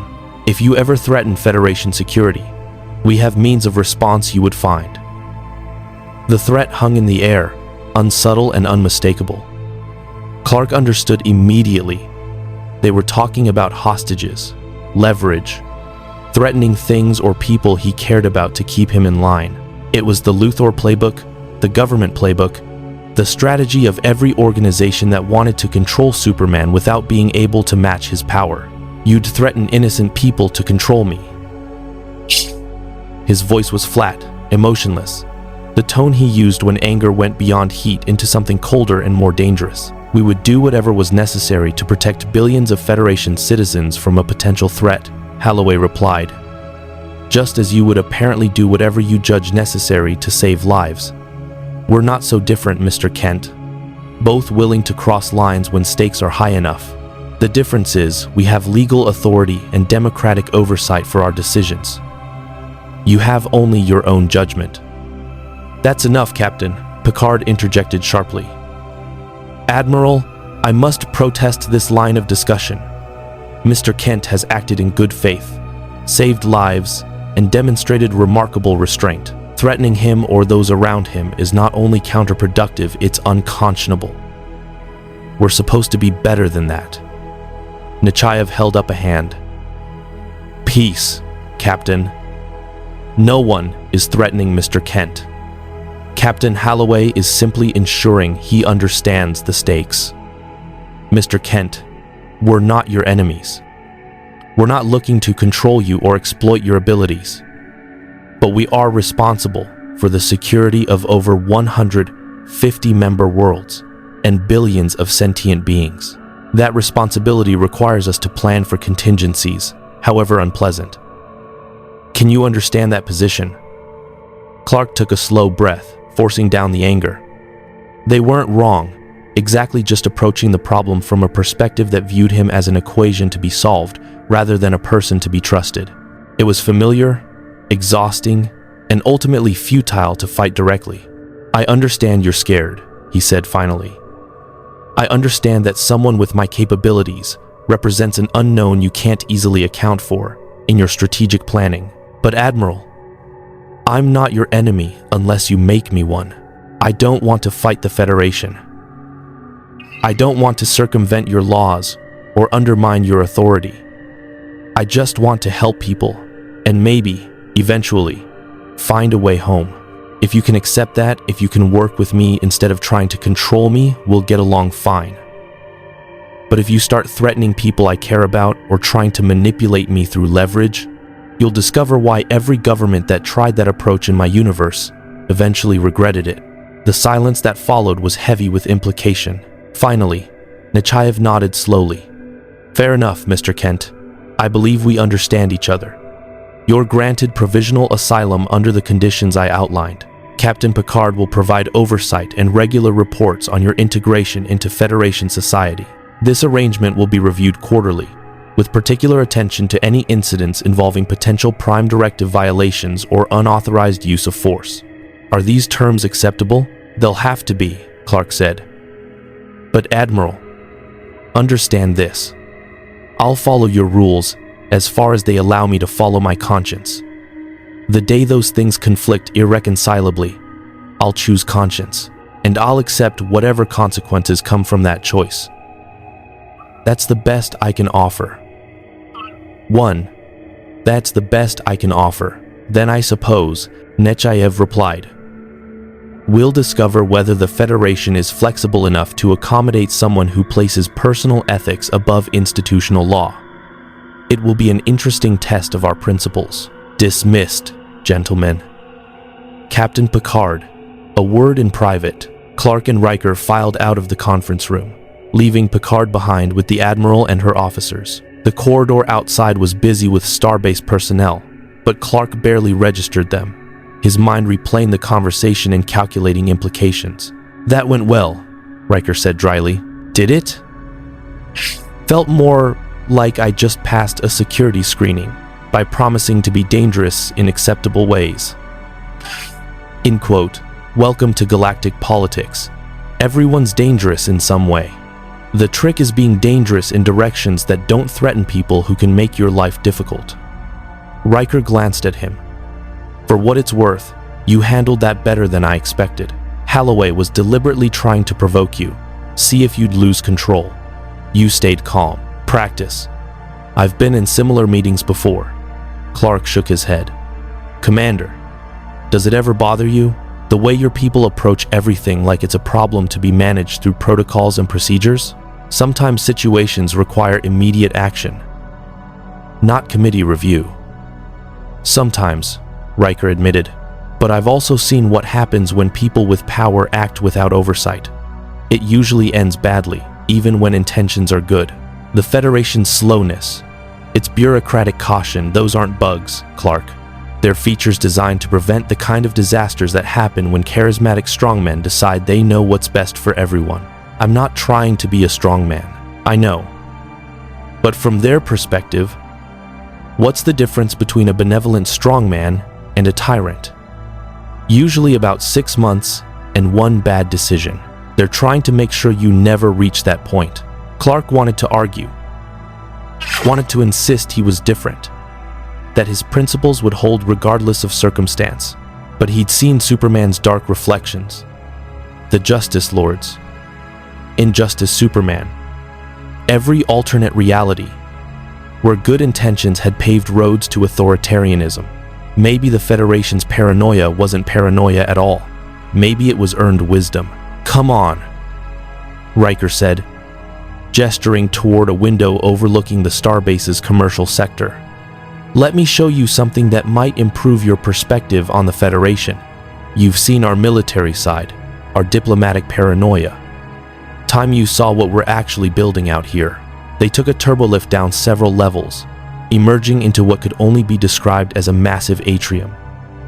A cylindrical space easily 300 meters tall, ringed with walkways and viewing platforms, its center open to reveal shops, restaurants, gardens, and gathering spaces where dozens of species mingled freely.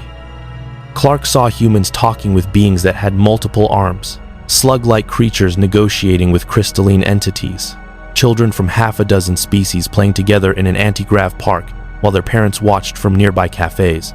This is Starbase 234's civilian sector, Riker explained.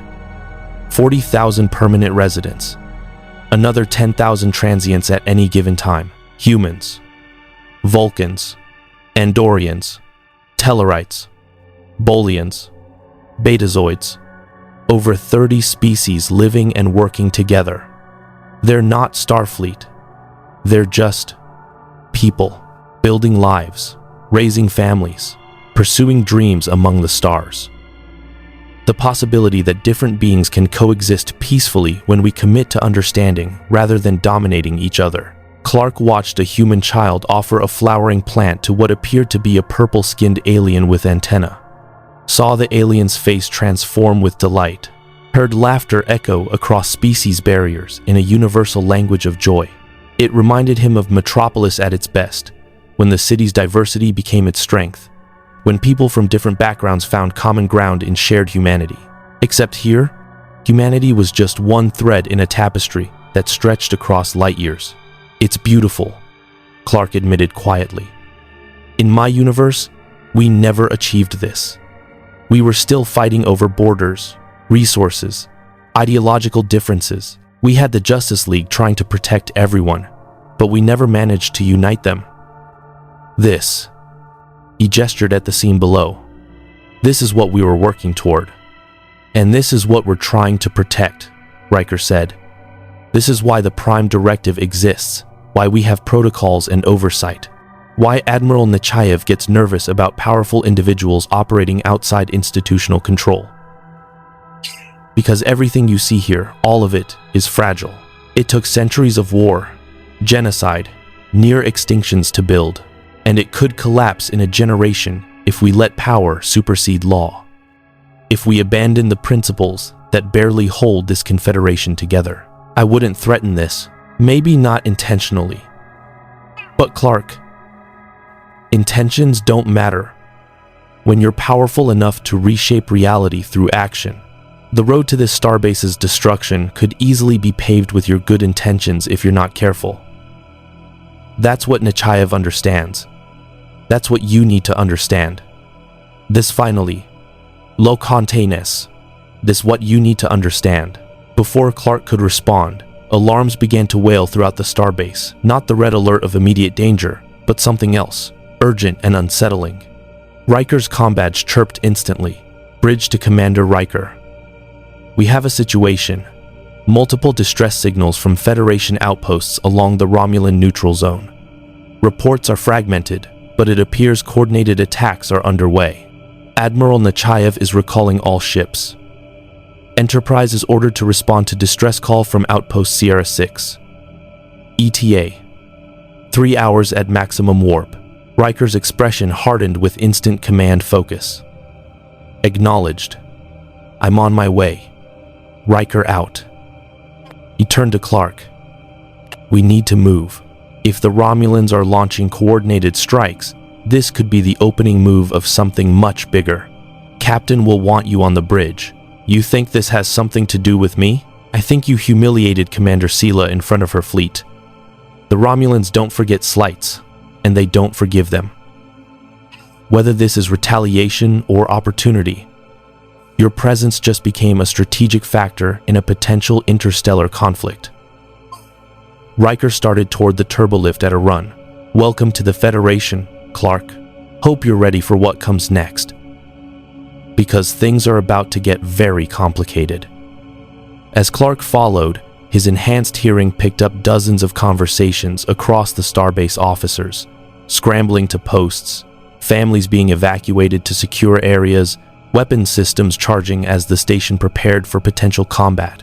The peaceful atrium was emptying rapidly, civilians retreating to shelters, while Starfleet personnel moved with practiced efficiency toward battle stations. He'd been in this universe less than 48 hours, and already the galaxy was reshaping itself around his presence. The Romulans were moving. The Federation was responding, and Superman, refugee, consultant, unprecedented factor, was about to discover whether his principles could survive contact with a conflict he barely understood. The universe wasn't going to give him time to figure it out. It never did. The Enterprise bridge thrummed with controlled urgency as Clark emerged from the turbolift behind Commander Riker. The view screen displayed a tactical overview of the Romulan neutral zone, a border region where Federation and Romulan territories met in an uneasy truce, maintained through generations of careful diplomacy and occasional violence. Red markers blinked across multiple sectors, each representing a Federation outpost that had gone silent or transmitted distress signals before communications cut off. Status.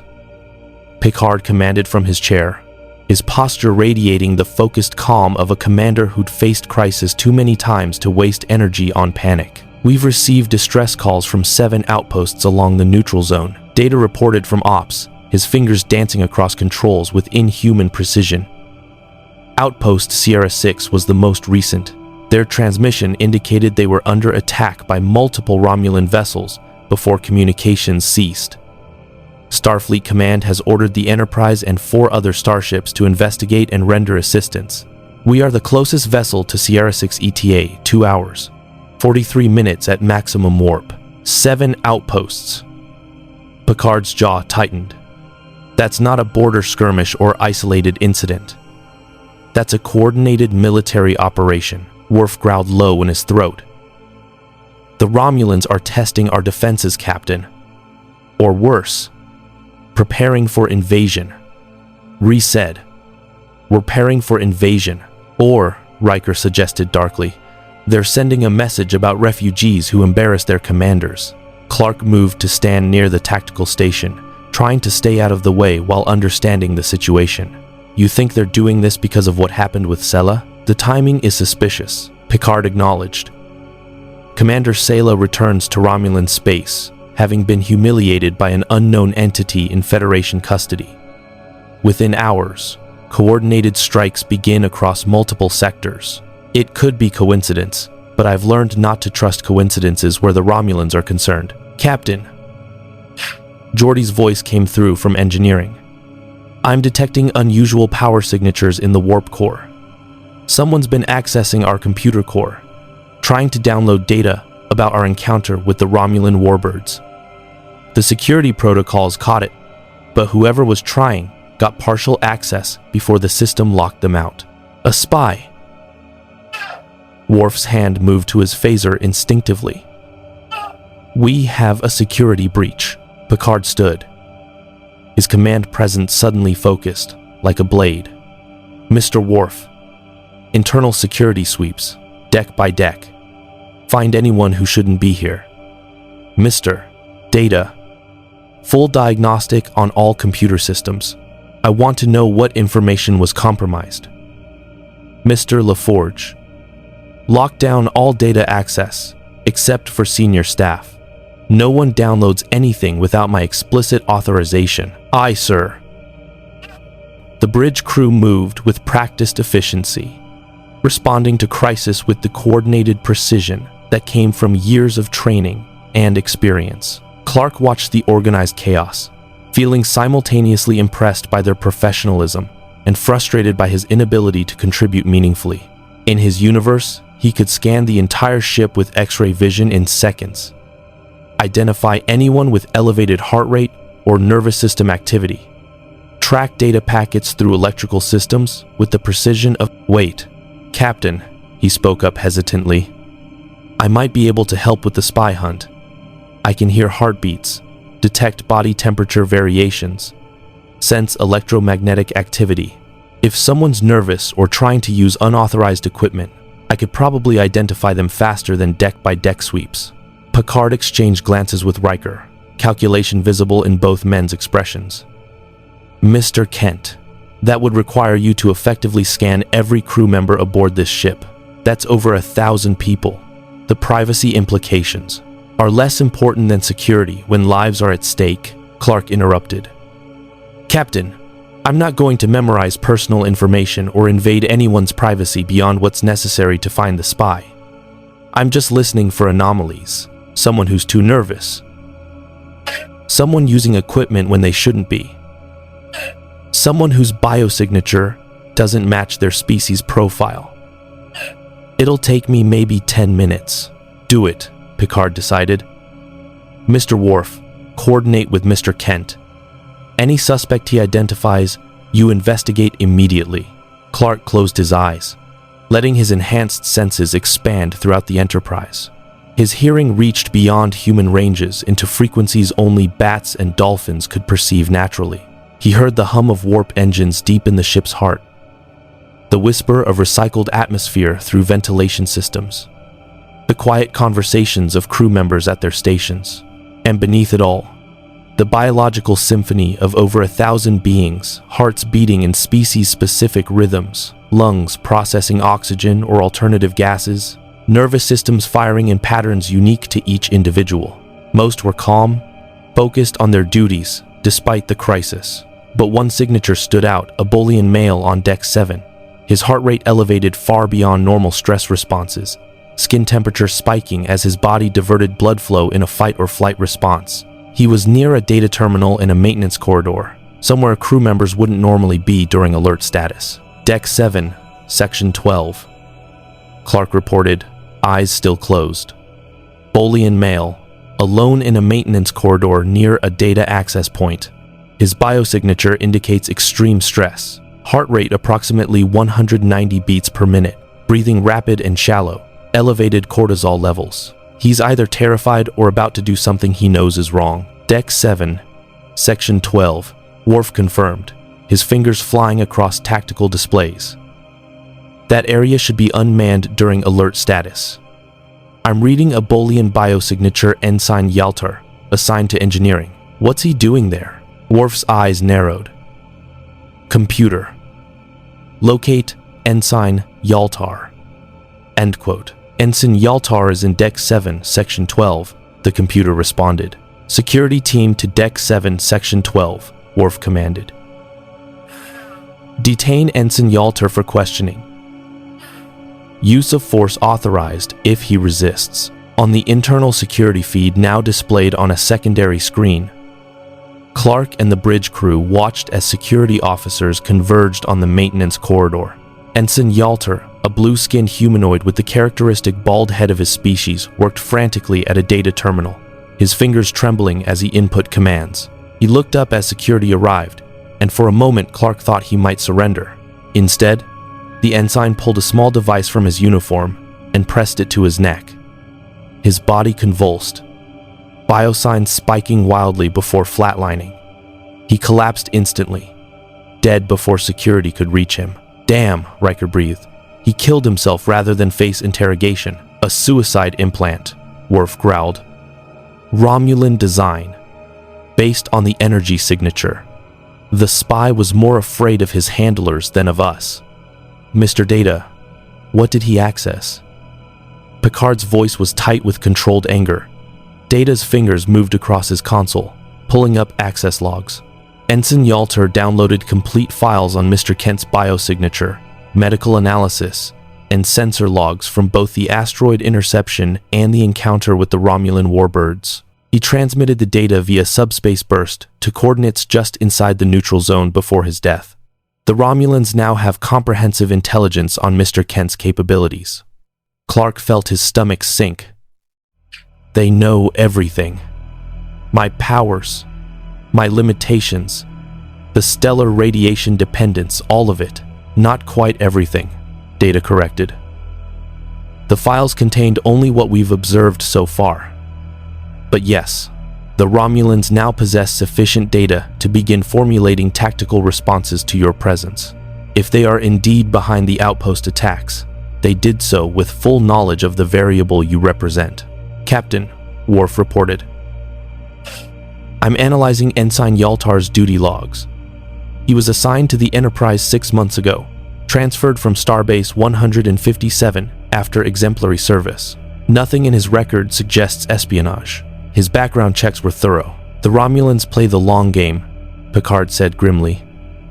They likely compromised him months or years ago, kept him inactive until they needed intelligence worth burning him for. And now they have what they wanted. He turned to Clark. Mr. Kent, I apologize. Your privacy has been violated, and that data is now in the hands of a government that views you as either a potential weapon or a threat to be eliminated. It's not your fault, Captain. Though I have to ask, what can the Romulans actually do with that information? They know I exist and what I can do, but knowing and countering are different things. That depends, Commander Riker said, on how creative they're willing to be. The Romulans are master strategists. If they can't defeat you directly, they'll find indirect approaches. Hostages, leverage, environmental manipulation, red dwarf systems, data interjected. Based on Dr. Crusher's analysis, your powers function at minimal capacity under red dwarf radiation. The Romulans could lure you into tactical situations where stellar environment minimizes your effectiveness, or they could target you psychologically. Counselor Troy's voice came from the doorway as she entered the bridge. The Betazoid counselor moved with quiet grace, her empathic senses no doubt registering the tension that filled the space. Mr. Kent, I've been reviewing your psychological profile. You are highly protective, emotionally invested in preventing casualties. An enemy aware of this could create situations where you must choose between multiple threatened targets, force you into impossible decisions that exploit your need to save everyone. Clark recognized the strategy immediately, the Joker's playbook. Lex Luthor's favorite approach. Make Superman choose who lives and who dies, force him into moral compromises that eroded his principles incrementally. He'd faced it dozens of times, and it never got easier. So what you're saying, he said quietly, is that by trying to help, I've given them ammunition to hurt more people. Not necessarily, Picard replied. But they now have intelligence they didn't possess before, which changes the tactical landscape. Mr. 4, Kent, these attacks on the outposts may be designed specifically to draw you into engagement under conditions the Romulans control. They may be setting a trap using Federation lives as bait, counting on your protective instincts to override tactical caution. And if it is a trap, then we spring it carefully, Riker said with a grim smile. We've dealt with Romulan strategy before. They're cunning, but they're not infallible. If they're expecting you to rush in without thinking, we disappoint them by approaching with discipline and coordination. Captain, Worf announced. We're approaching Outpost Sierra 6. Sensors detect significant weapons, discharge residue, and hull debris. No active life signs. On screen, the view screen shifted to show the remains of what had been a Federation listening post, a modest station designed for monitoring neutral zone traffic and providing early warning of incursions. Now it was twisted metal and venting atmosphere, clearly hit by multiple disruptor strikes that had torn through shields and hull with systematic precision. Bodies floated in the debris field, Starfleet uniforms marking them as personnel who'd never had a chance to evacuate. Scanning for survivors, Data reported, though his tone suggested he already knew the answer. No life signs detected. Structural analysis indicates attack occurred approximately 3 hours ago. Weapons signatures match Romulan disruptor configurations. Weapons signatures match Romulan disruptor. Based on damage patterns, I estimate 4 to 6 vessels participated in the assault. 4 to 6 warbirds against a monitoring station. Picard's voice carried barely restrained anger. That's not a military necessity. That's a message. Clark stared at the destruction, at the bodies of people who'd been alive this morning, who'd had families and dreams and futures that ended because the Romulans wanted to make a point about him, because he dared to stop their commanders from taking what they wanted. How many? He asked quietly. The outpost had a crew complement of 47, Data replied. All personnel are accounted for in the casualty count. Total loss, 47 people. 47 lives snuffed out as collateral damage in a conflict Clark had inadvertently triggered by refusing to be captured. He'd faced death before, failed to save people despite his best efforts. But this was different. These people died because of his existence, because the Romulans were sending a message that anyone protecting him would pay the price. Mr. Kent, Counselor Troy said gently, her empathic senses no doubt reading his emotional state. This is not your fault. You didn't attack this station. The Romulans made that choice. And the responsibility is theirs alone. But they did it because of me. They did it because they're an authoritarian military power that views compassion as weakness and responds to diplomatic setbacks with violence, Picard corrected firmly. Mr. Kent, if we allow ourselves to be manipulated by guilt over the Romulans' actions, we grant them victory. They want you to believe you caused this. They want you either paralyzed by guilt or enraged into reckless action. Don't give them that satisfaction. Before Clark could respond, the proximity alarm blared. Worf's voice carried urgency. 3 Romulan warbirds decloaking, bearing 215 Mark 6. They're powering weapons. The view screen shifted to show 3 warbirds materializing from cloak in perfect attack formation, their weapons ports glowing with gathered energy. And on the lead ship's hailing frequency, Commander Sayla's face appeared, her expression carrying cold triumph. "Captain Picard, Mr. Kent, how predictable you both are. We knew you'd come to investigate. We knew you'd bring your precious refugee. And now, here you are, exactly where we want you. Your ship is outgunned and isolated, Captain. Reinforcements are hours away. You have precisely one chance to avoid your vessel's destruction. Surrender Mr. Kent to Romulan custody. Immediately." "You destroyed that outpost just to lure us here," Picard said, disgust evident in his voice. "You murdered 47 people as bait. I did what was necessary to secure a potential weapon that threatens Imperial security. Those personnel were casualties of your refusal to recognize the danger you're harboring. Their deaths are on your conscience, Captain, not mine. Now, you have 30 seconds to comply before we open fire." Kent won't be able to disable 3 ships while simultaneously protecting the Enterprise from concentrated weapons fire. Even Superman has limitations. Choose wisely, Captain. Your crew's survival depends on it. The trap had closed with elegant precision. Clark was exactly where the Romulans wanted him, in a tactical situation where any choice led to casualties, where his protective instincts would force him into engagement on their terms, in a stellar environment they'd specifically chosen for its strategic advantages. He looked at Captain Picard, saw the calculations happening behind those thoughtful eyes as the commander weighed impossible options. 47 people were already dead. Over 1,000 Enterprise crew members now hung in the balance.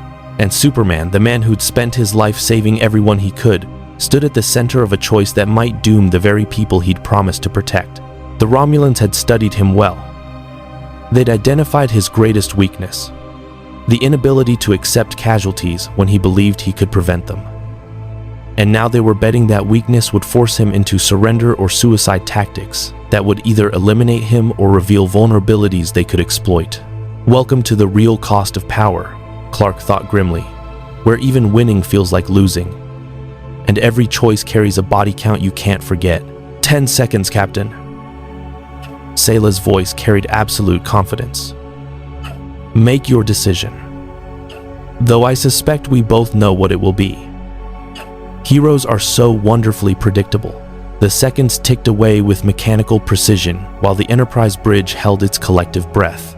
3 Romulan warbirds maintained perfect firing positions, their disruptor arrays charged and ready to reduce the Galaxy-class starship to expanding plasma. Commander Sayla's face on the view screen wore an expression of patient certainty. The look of someone who'd calculated every variable and knew the equation only had one solution. She was wrong. "Commander Sayla," Captain Picard said, his voice carrying the weight of absolute command authority. "I will not surrender, Mr. Kent, to you or any hostile power. If you open fire on this vessel, you will be committing an act of war against the United Federation of Planets. The consequences will extend far beyond this engagement. Is your personal vendetta truly worth triggering an interstellar conflict? Personal vendetta?" Sayla's laugh was cold and humorless. "Captain, this stopped being personal the moment your refugee demonstrated capabilities that fundamentally alter the balance of power in this quadrant. The Empire cannot permit such a variable to remain exclusively under Federation control. We will acquire Mr. Kent through negotiation or force. The choice is yours." 5 seconds. Worf reported quietly, his hand hovering over tactical controls that would be utterly inadequate against 3 warbirds working in coordination. Clark felt the weight of 1,000 lives pressing down on him. The Enterprise crew, the already dead personnel from Outpost Sierra 6, the escalating cycle of violence his mere existence seemed to catalyze. Sayla was right about one thing. Heroes were predictable. They sacrificed themselves to save others. They accepted impossible burdens because the alternative was unthinkable. Superman had built a legend on that foundation. But Clark Kent had learned something crucial over 30 years of being the most powerful being on his planet. Sometimes the heroic choice wasn't sacrifice. Sometimes it was standing your ground and forcing the enemy to blink first. "Captain," Clark said quietly, stepping forward. "Permission to address Commander Sela directly." Picard glanced at him, calculation and concern warring in his expression. Finally, he nodded. "Granted. But Mr. Kent, choose your words carefully." Clark moved into the view screen's field of view, meeting Sela's gaze with unflinching directness. "Commander, you're operating under a fundamental misunderstanding.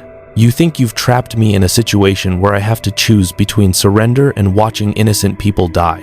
You think my protective instincts will force me into predictable behavior. Time's up, refugee."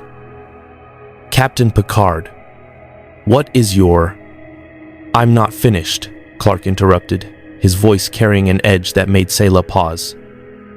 "You want me to believe my options are surrender or sacrifice, but there's a third option you haven't considered. I call your bluff." Sela's expression shifted slightly, not fear, but recalculation. "Bluff? We have 3 warbirds targeting your vessel. This is no bluff." Sela's expression. "We have 3 warbirds. There is no bluff, isn't it, Commander? You've spent considerable resources gathering intelligence on my capabilities. You know I stopped a 4-kilometer asteroid. You know I disabled your ships with precision strikes that avoided casualties. You know I can move faster than your targeting computers can track. So let me ask you something. If you open fire on the Enterprise, what exactly do you think happens next? Your precious Starfleet vessel is destroyed. Maybe. Or maybe I intercept every disruptor blast before it reaches the Enterprise. Maybe I systematically disable all 3 of your ships before they can fire a second volley. Maybe I tear through your hulls and drag you personally into space to face the consequences of murdering Federation personnel." Clark let his voice drop, becoming quieter, but somehow more intense. "You're gambling that I can't protect a starship while simultaneously neutralizing 3 warbirds. That's a reasonable tactical calculation. But Commander, are you willing to bet your life, your crew's lives, and the political consequences of spectacular failure on that calculation? Because if you're wrong, the Empire won't just lose this engagement. They'll lose the 3 ships, their commander, and any remaining credibility that they can threaten the Federation without consequence." The silence stretched across the view screen. Sela's expression remained controlled, but Clark's enhanced hearing detected her elevated heart rate, the slight increase in respiratory rate that betrayed uncertainty. She'd expected surrender or desperate resistance. She hadn't expected Superman to turn her trap into a game of chicken where both sides stood to lose everything. "You're bluffing," Sela said finally, but doubt crept into her voice. "You can't possibly defend an entire starship while day is on, can't I? Commander, you have intelligence on what I've done. You don't have intelligence on my limits because I haven't reached them yet.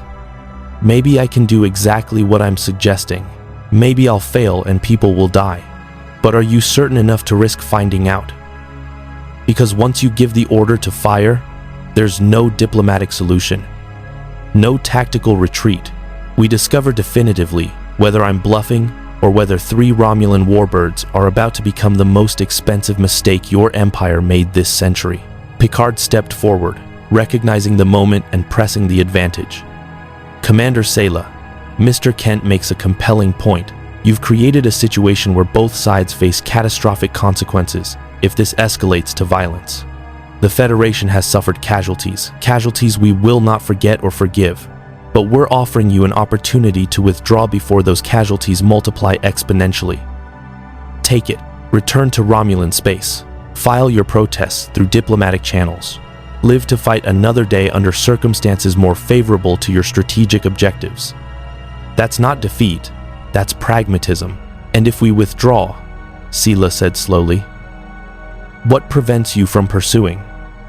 What prevents Mr. Kent from exacting revenge for the outpost attack? My word, Clark said simply. Commander, I'm not interested in revenge. I'm interested in preventing more deaths. You withdraw peacefully, and I won't pursue. You'll have demonstrated that attacking Federation outposts carries risks without suffering immediate consequences beyond the tactical embarrassment of backing down. That's more than most commanders could salvage from this situation.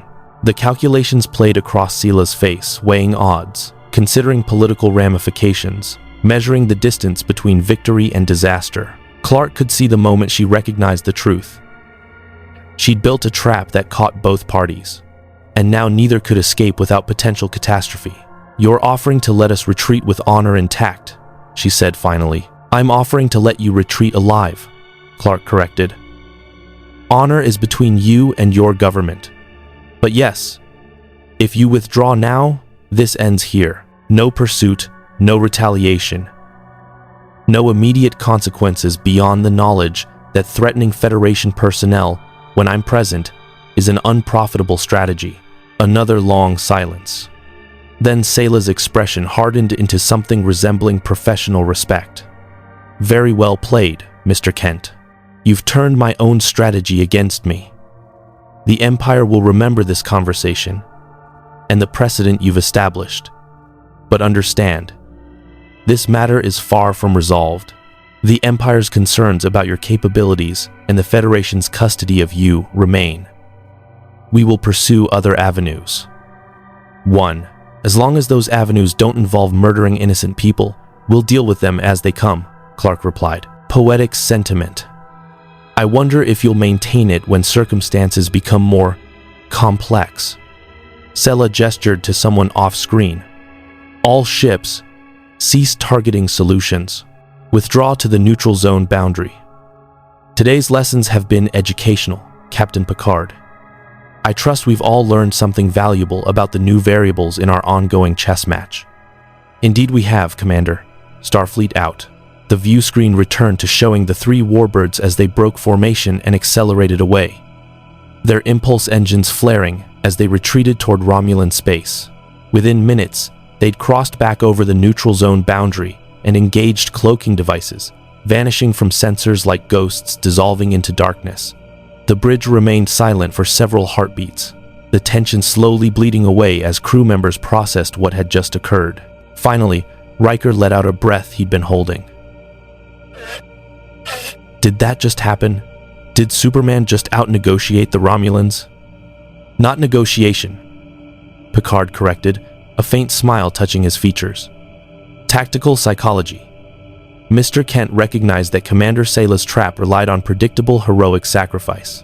By refusing to play the expected role, he forced her to confront the possibility that her intelligence was incomplete and her tactical assumptions flawed. Well done, Mr. Kent. That was remarkably sophisticated conflict resolution. I had a good teacher, Clark said quietly. There was a man in my universe, Batman. He was human, no powers, just determination and strategic genius. He taught me that sometimes the most powerful thing you can do is make your enemy doubt their certainty. Commander Sela built a perfect trap assuming I'd behave one way. When I didn't, the entire strategy collapsed. But you were bluffing, Counselor Troy observed, her empathic senses no doubt having registered Clark's uncertainty during the exchange. You weren't certain you could protect the Enterprise while neutralizing 3 warbirds simultaneously. No, Clark admitted. I wasn't certain, but neither was Sela. And in that mutual uncertainty, the person willing to risk more wins. I was willing to risk failure and death. She wasn't willing to risk the Empire's embarrassment if I succeeded. That's the difference between defense and aggression. Defenders have less to lose. Philosophical complexity aside, Geordi's voice came from engineering. I'm reading residual weapon signatures around the outpost debris. If the Romulans planted evidence or surveillance equipment, we should sweep the area before more vessels arrive. Agreed, Picard said. Mr. Worf, deploy sensor probes. Full spectrum analysis of the debris field. If the Romulans left anything behind, I want it cataloged. Mr. Worf, data. Recover what remains of the outpost computer core. Perhaps we can determine if they transmitted any intelligence before the attack. Captain, Clark spoke up hesitantly. What about the bodies? The crew members, floating in the debris field. They deserve better than being left in space. Picard's expression softened with genuine sorrow. You're right, Mr. Kent. Mr. Worf, prepare to recover all remains for proper transport to Starfleet Command. These officers died in service to the Federation. We'll ensure they receive full honors. For the next hour, the Enterprise crew worked with solemn efficiency to recover their fallen colleagues. Clark assisted where he could, using his enhanced vision to locate bodies in the debris field, carefully retrieving remains that had drifted beyond transporter range, helping engineering teams stabilize unstable wreckage before it could pose hazards to recovery operations. It was grim work, made worse by the knowledge that these deaths had been preventable, calculated, orchestrated specifically to manipulate him. Ensign Chen from Outpost Sierra 6 had been 26 years old, fresh from Starfleet Academy, excited about her first deep space posting. Lieutenant Ramirez had served for 15 years, survived the Borg incursion at Wolf 359, raised 2 daughters who'd followed him into Starfleet. Commander Tassar was a Vulcan scientist whose research on subspace anomalies had earned 3 prestigious awards, an advanced Federation understanding of spatial phenomena by decades. Clark learned their names from the personnel files Data quietly provided, learned their histories, their accomplishments, their families, because if people died because of his existence, the least he could do was remember them as individuals rather than statistics. Mr. Kent, Counselor Troy, found him in the cargo bay, where the recovered remains had been temporarily stored, awaiting transport to Starfleet Command. You've been here for 3 hours. You should rest. I'm not tired, Clark said, which was technically true, but emotionally dishonest. He was exhausted in ways that had nothing to do with physical fatigue. You're also not responsible for their deaths, Troy said gently, her empathic abilities no doubt sensing the guilt radiating from him like heat. The Romulans killed these people. You tried to prevent it by confronting Commander Sela. That's not causation.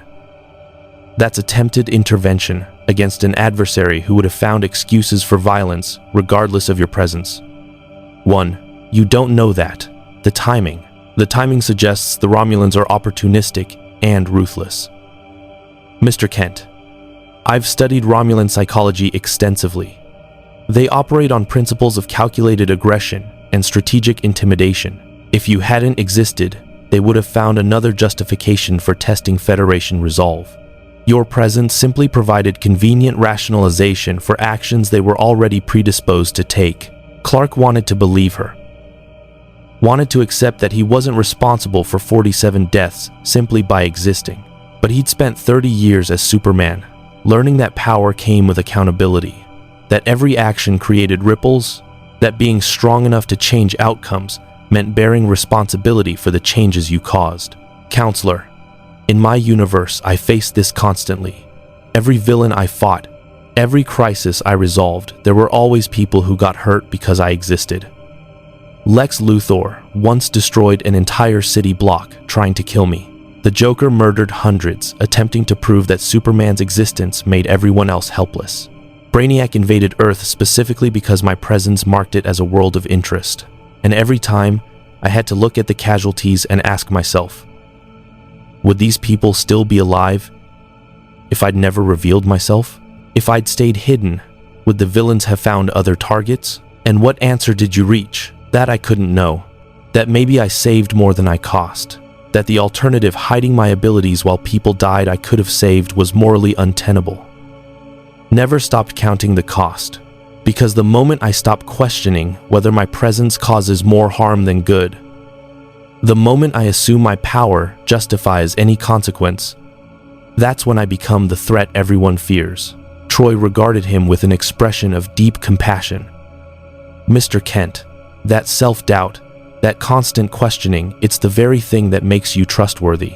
The truly dangerous beings are those who never question their own righteousness, who assume their power makes them infallible. You're not that being, And as long as you continue asking these questions, continue holding yourself accountable, you remain someone worth trusting, despite the risks your power represents. I hope you're right, Counselor. Because this is only the beginning. The Romulans will come back. Other powers will take notice. Section 31 will start asking whether I'm worth the diplomatic complications. And eventually, someone will engineer a situation where I can't talk my way out, where people die regardless of what I choose. Then we face it together. Picard's voice came from the cargo bay entrance. The captain stepped inside, his presence commanding attention even in the somber space. Mr. Kent, I've been reviewing your performance during the Romulan confrontation. Your strategic thinking was exceptional. Your restraint under pressure was remarkable, and your willingness to accept uncertainty rather than force an outcome through violence demonstrated exactly the kind of judgment that makes you valuable to the Federation, rather than a threat to it. Thank you, Captain, though I suspect Admiral Nechayev might have a different assessment. Admiral Nechayev, Picard said with a faint smile, has already transmitted her preliminary evaluation. She described your actions as tactically sound, strategically questionable, and psychologically sophisticated. In Admiral Nechayev's vocabulary, that's approximately equivalent to high praise. She's authorized your continued service aboard the Enterprise, with the addendum that you're to receive comprehensive briefings on Federation diplomatic protocols and Romulan strategic doctrine. So I'm officially a consultant now. You're officially a unique asset requiring careful management and ongoing evaluation, Picard corrected. But yes, you have asylum and a role aboard this vessel. We'll determine together how best to utilize your capabilities, while respecting both Federation law and your own ethical boundaries. But Mr. Kent, I believe your presence here serves a purpose beyond your immediate tactical utility. You challenge our assumptions, force us to examine our principles under circumstances we've never faced, and provide living proof that power and principle can coexist. The Federation needs that reminder, perhaps now more than ever. Clark looked around the cargo bay, at the flag-draped containers holding officers who'd died because the galaxy was complicated and cruel, and sometimes good intentions weren't enough to prevent tragedy. He thought of Galen IV, where 12,000 people lived because he'd acted. Of the Enterprise crew, who survived because he'd refused to play the role Sela expected. Of the impossible balance between action and restraint that defined every day of Superman's existence. Captain, I can't promise I'll always make the choices you want me to make. Can't promise I'll never violate Federation law or contradict the Prime Directive, but I can promise I'll try to honor the trust you're placing in me. I'll coordinate with your crew, respect your authority, and do my best to be the person your faith suggests I can be. That, Mr. Kent, is precisely what I'm counting on. Welcome to the Enterprise. Officially. Picard extended his hand. Clark shook it, feeling the strength in Picard's grip, not physical strength, but the strength of conviction, of moral clarity, of someone who'd spent a lifetime balancing power and principle in a universe that rarely made such balance easy. Now, Picard continued, we have a 3-day journey back to Federation space, while Starfleet investigates the full scope of Romulan incursions along the neutral zone.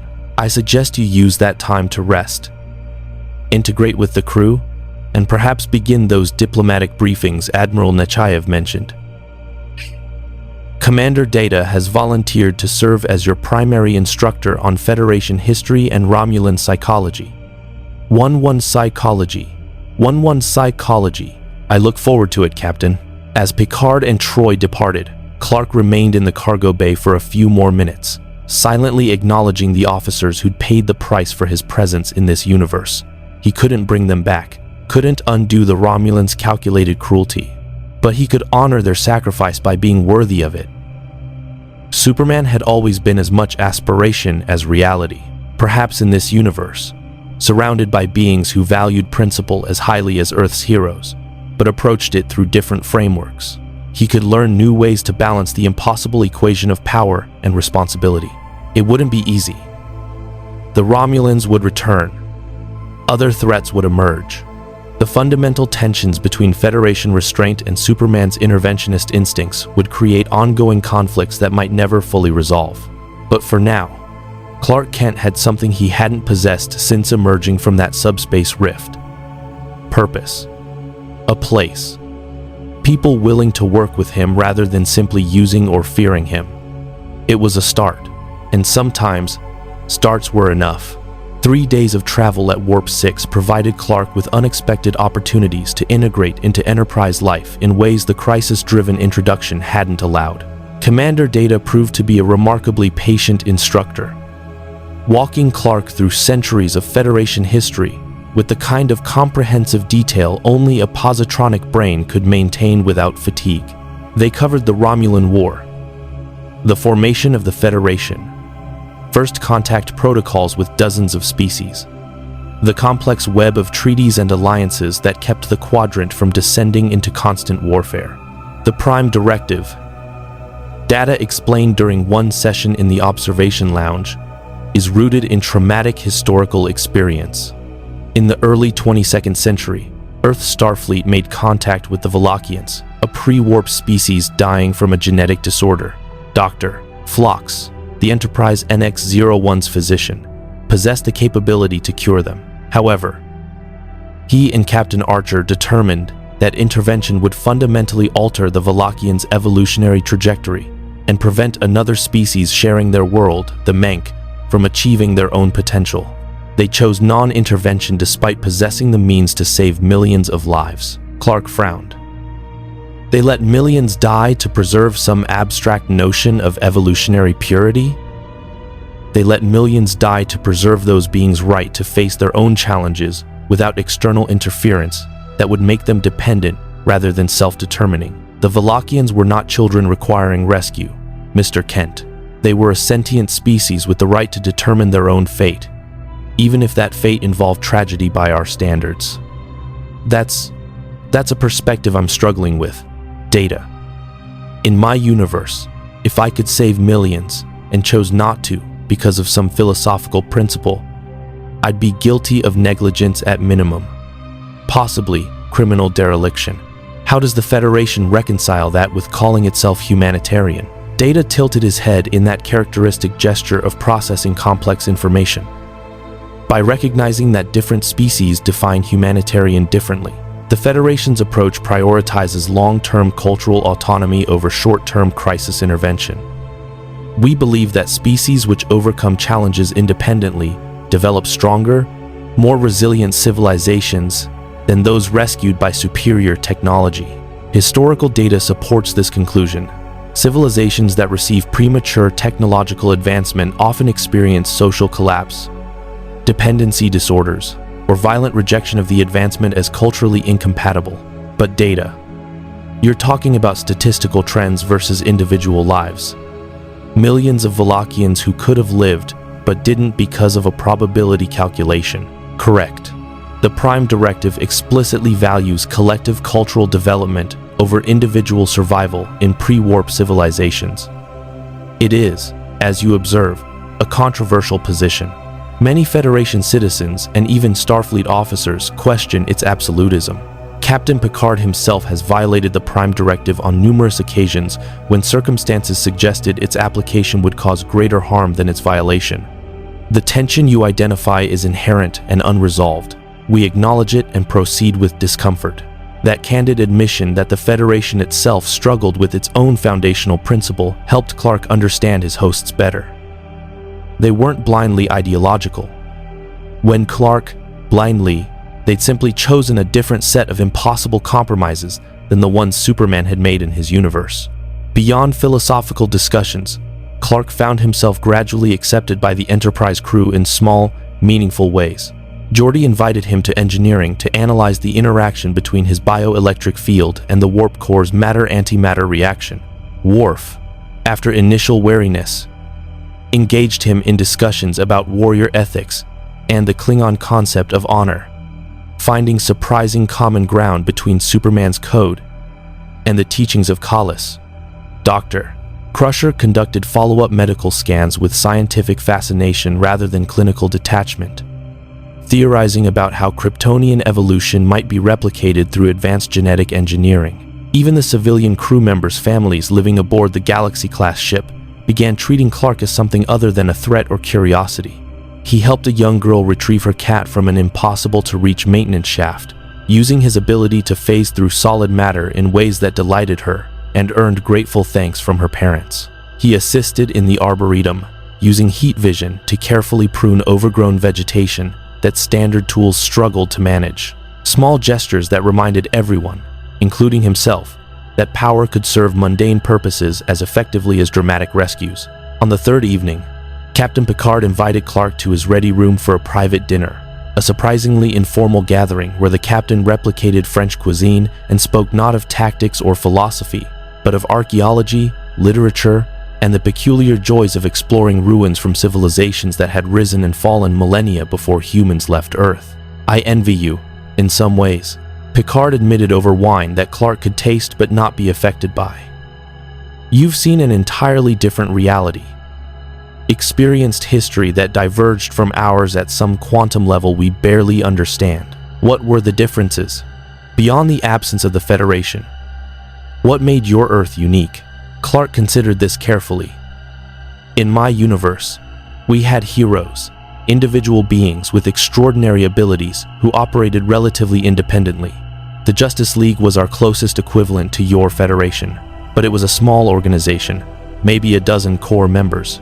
We protected Earth and sometimes ventured beyond it. But we didn't build infrastructure or establish colonies. We intervened in crises, but didn't try to unite civilizations under shared governance. It was more reactive than your approach, less organized, more dependent on individual choice and capability. And did it work? Did your Justice League successfully protect your world? Mostly. We faced threats that would have destroyed civilization without us. Darkseid's invasions, Brainiac's collection attempts, dimensional incursions, but we also created problems we had to solve, attracted enemies who targeted Earth because we existed. It was perpetual crisis management without the deeper structural change your Federation represents. We saved the world repeatedly, but never quite managed to transform it. Perhaps, Picard mused, that's why you're here. Not by accident, but because some fundamental principle of the multiverse recognized that both approaches, your heroic individualism and our collective institutionalism, have value. Perhaps you're meant to learn from us as we learn from you. That's an optimistic interpretation, Captain. I prefer thinking I'm here because a subspace anomaly randomly intersected my trajectory. Less cosmic purpose, more quantum accident, perhaps. But I've spent my career among the stars, Mr. Kent, and I've learned that the universe rarely does anything without reason, even when those reasons aren't immediately apparent.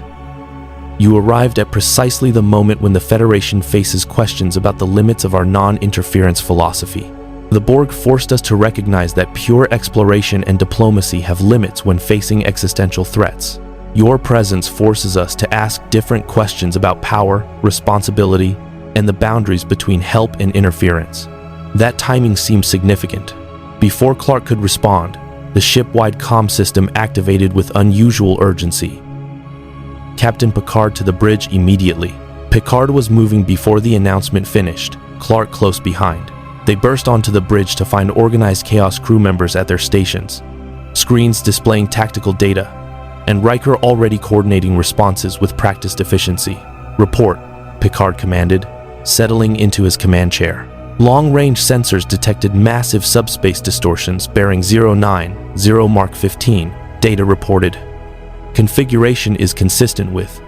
Captain, I'm reading signatures consistent with Borg transwarp conduit formation. A Borg vessel is approaching Federation space.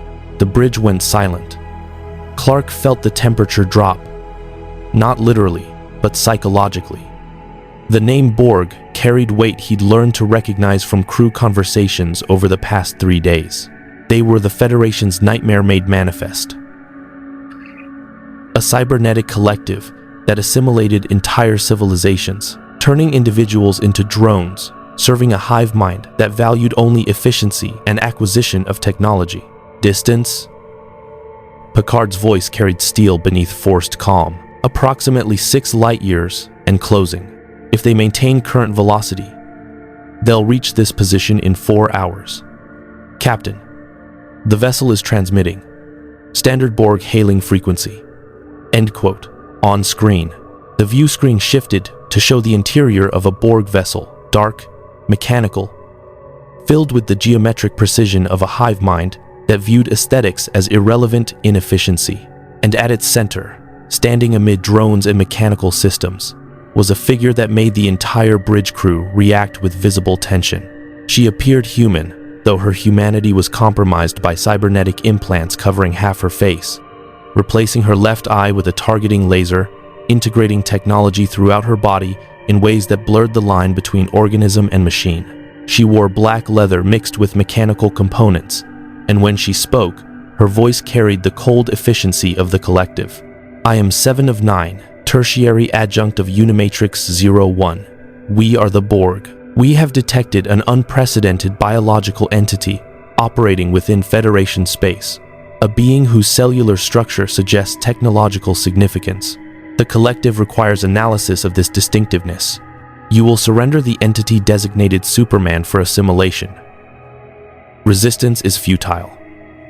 Clark felt every eye on the bridge turned toward him.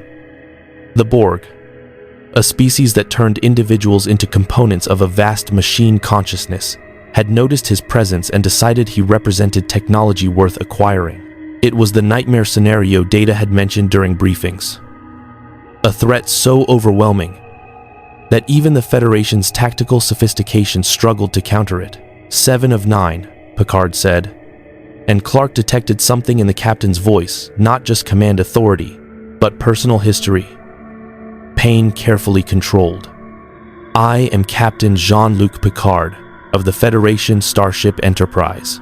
We will not surrender any member of our crew or any being under our protection to the Borg Collective. If you attempt to take Mr. Kent by force, you will find that resistance is far from futile. Captain Picard. 7 of 9's expression shifted microscopically. Recognition, perhaps, or accessing collective memories. The Borg are aware of your previous assimilation and liberation. You are Locutus of Borg. Your resistance was temporary. The entity Superman represents technological advancement the collective must acquire. Biological distinctiveness, combined with energy manipulation capabilities, exceeds Borg experience. Assimilation will enhance the collective significantly. Comply, and we will limit assimilation to the single entity. Resist, and we will assimilate your entire vessel to achieve our objective.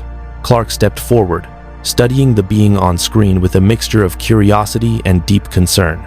She spoke of assimilation, of forcibly converting him into part of a collective consciousness, with the clinical detachment of someone discussing equipment acquisition.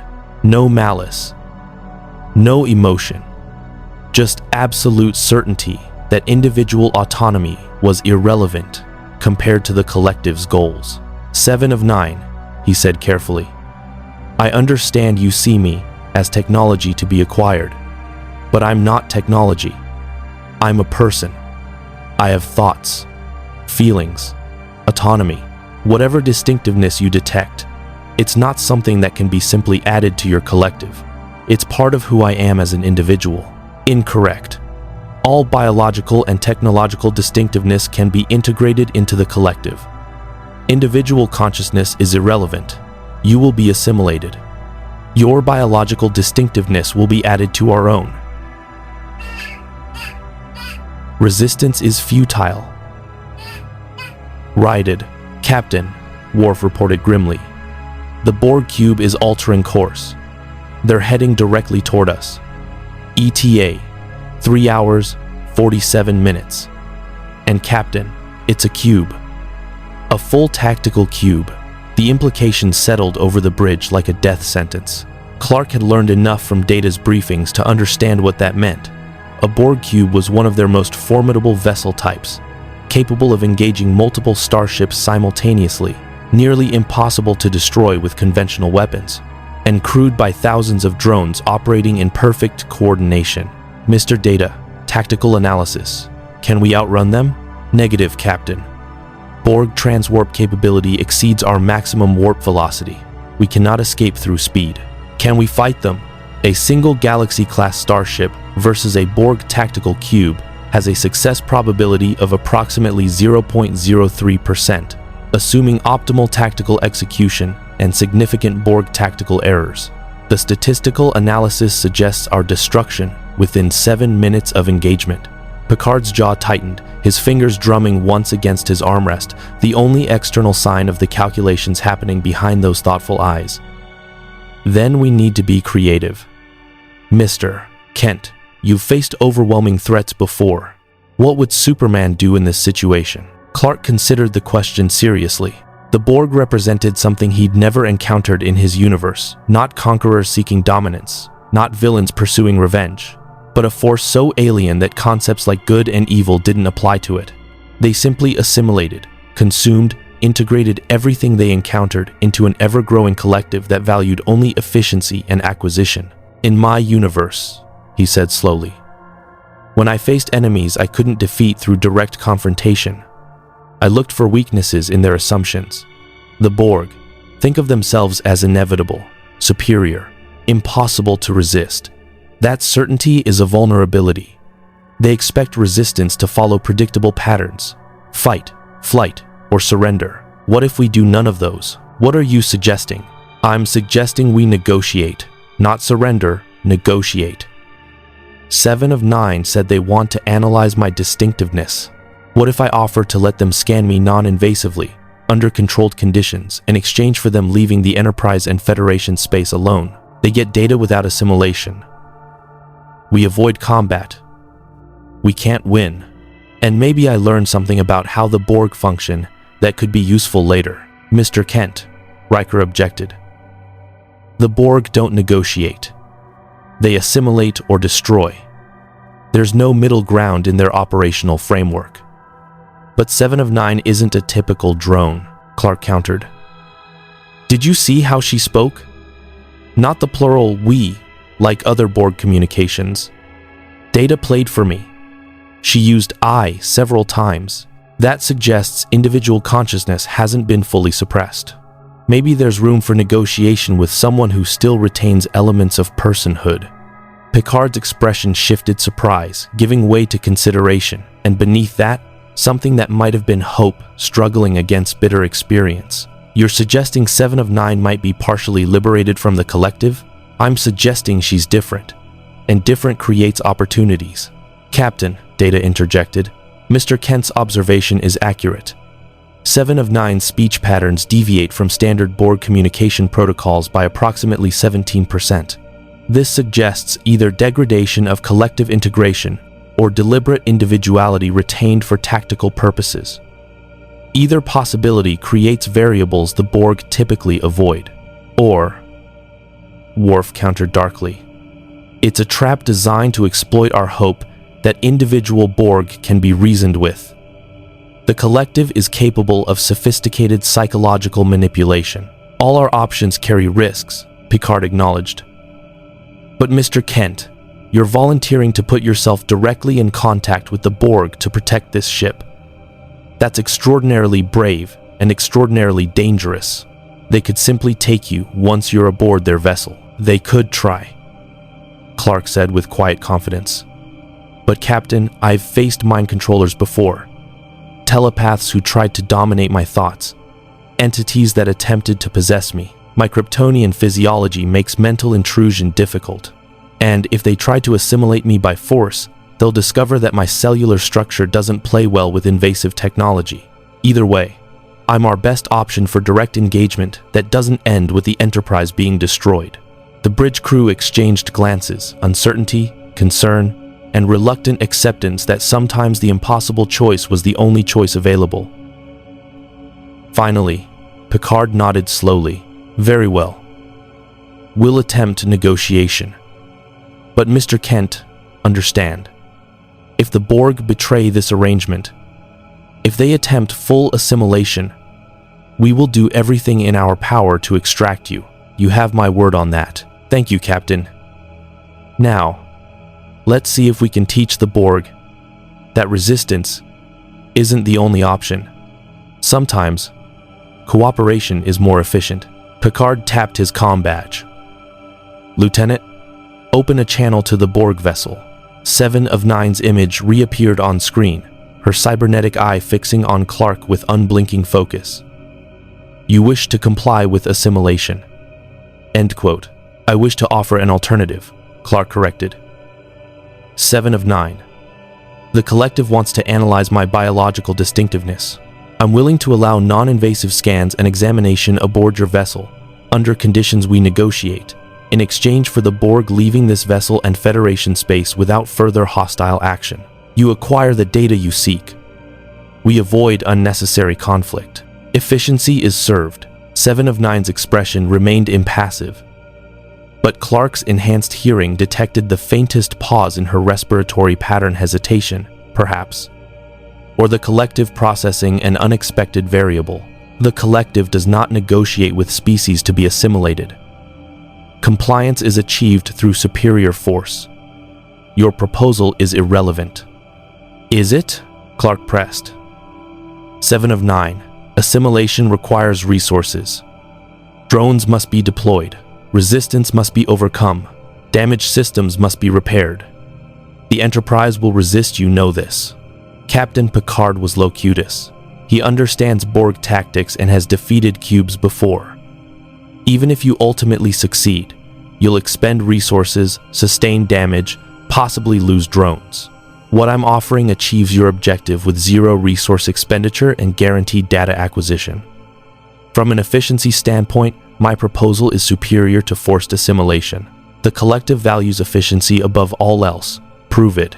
The silence stretched across subspace, and Clark could almost feel the vast computational power of the Borg collective processing his argument, weighing costs against benefits through pure mathematical analysis, unclouded by ego or emotion. Finally, 7 of 9 spoke, and her voice carried a microscopically different inflection: curiosity, perhaps, or the nearest approximation a partially assimilated mind could manage.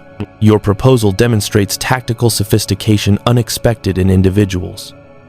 The collective acknowledges that voluntary data acquisition requires fewer resources than forced extraction. However, the collective also recognizes that biological entities frequently employ deception. What assurance do we have that you will comply once aboard our vessel? You have my word, Clark said simply. And you have the fact that I'm voluntarily offering to board a Borg cube, knowing you could attempt full assimilation once I'm there. That demonstrates either good faith or extraordinary confidence in my ability to resist your technology. 7 of 9. I'm offering you something the Borg rarely receive. Willing cooperation from a species you want to study. Take it. Learn what you can learn, and maybe discover that not everything worth knowing can be acquired through force. Another pause.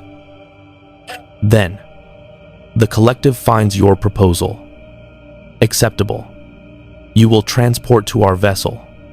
We will conduct non-invasive scans for a duration not exceeding 2 hours. Upon completion, you will be returned to the Enterprise, and we will withdraw from this sector. Failure to comply will result in immediate forced assimilation and destruction of the Enterprise. These terms are acceptable. Acceptable, Picard confirmed, though his expression suggested the word tasted like ash. But understand, 7 of 9. If you betray this agreement, if you attempt to harm Mr. Kent or refuse his return, the Federation will consider it an act of war. We have allies the Borg have not yet encountered. Push us too far, and you may discover that even the collective can be surprised. Noted. Transport will occur in 15 minutes. Prepare your entity designated Superman for transfer. The transmission ended abruptly, the view screen returning to show the Borg cube growing steadily larger as it approached. The bridge erupted in barely controlled objections the moment the channel closed. Riker protested. We're sending Clark directly into the heart of a Borg cube, based on the word of a collective that doesn't honor agreements or value individual autonomy. They'll assimilate him the moment he materializes. Perhaps, Picard acknowledged. But our alternatives are engage in combat. We cannot win or flee, and leave Mr. Kent's fate to chance. This way, at least, we have some measure of control over the engagement. And Mr. Kent is correct, the Borg value efficiency. If his voluntary cooperation provides data with minimal resource expenditure, they may honor the agreement simply because violating it serves no tactical purpose, or they may view one entity as insignificant compared to acquiring both Mr. Kent and the Enterprise's technology, Worf countered. Captain, I respectfully suggest we consider alternative strategies that don't involve voluntarily delivering our most powerful asset directly to the enemy. Okay, I appreciate your concern, Mr. Worf, but the decision has been made. Picard stood, moving to face Clark directly. Mr. Kent, I've sent good people into danger before. I've made tactical decisions that cost lives, but I've never asked someone to walk voluntarily into a Borg cube, trusting that their captors would honor an agreement. The collective has no cultural framework for understanding. If there's any doubt in your mind about this course of action, there's always doubt, Captain, Clark interrupted gently. But doubt is the price of making difficult choices. I've volunteered for suicide missions before. I've faced enemies who wanted to dissect me, control me, use me as a weapon. The Borg are terrifying, but they're also comprehensible. They want data, not domination. As long as I provide value, I have leverage. And if they betray the agreement, he smiled grimly. Well, I've escaped from worse than a Borg cube. Probably, Picard repeated with dark humor. That's reassuring. Very well. Dr. Crusher, I want you to implant a subdermal transporter beacon in Mr. Kent. If things go wrong, if he gives the signal or we detect assimilation attempts, we pull him out immediately. Damn the consequences. Already prepared, Captain. Beverly's voice came through the comm. Mr. Kent, please report to sickbay. The next 15 minutes passed in a blur of preparation. Beverly implanted a microscopic transporter beacon in Clark's shoulder technology, so advanced it barely registered as foreign matter, even to his enhanced biology. Data provided tactical briefings on Borg vessel layout, likely scan procedures, and emergency extraction protocols. Worf insisted on reviewing combat scenarios should forced assimilation be attempted, though his suggestions mostly involved fight your way to an exterior hull section and evacuate into space, which Clark noted was decidedly optimistic about Borg response times. And then, too quickly, he stood in Transporter Room 3 with Chief O'Brien at the controls and Captain Picard standing beside him offering final words before the mission. Mr. Kent, you don't have to do this. We can run. Try to reach a starbase with sufficient firepower to drive off the cube. We have options that don't involve sacrificing you to the Borg. Captain, we both know those options end with more people dead or assimilated. This is the play that gives us the best chance of everyone surviving. Clark stepped onto the transporter pad, feeling the familiar tingle of the quantum field energizing around him. Besides, I'm curious. I've never met a telepathic cybernetic collective before. Your optimism is either inspiring or deeply concerning, Picard said. I haven't decided which. Godspeed, Mr. Kent. And remember, at the first sign of betrayal, you signal and we extract. Don't play hero and try to fight the entire collective alone. I'll try to restrain my heroic impulses, Clark promised with a faint smile.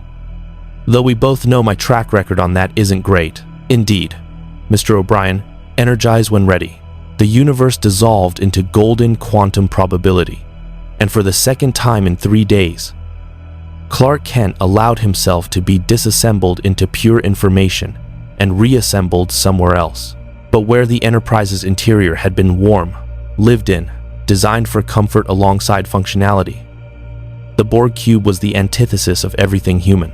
He materialized in a vast chamber that seemed to stretch forever in geometric precision walls, lined with alcoves where drones stood motionless in regeneration cycles, their cybernetic implants glowing with sickly green light.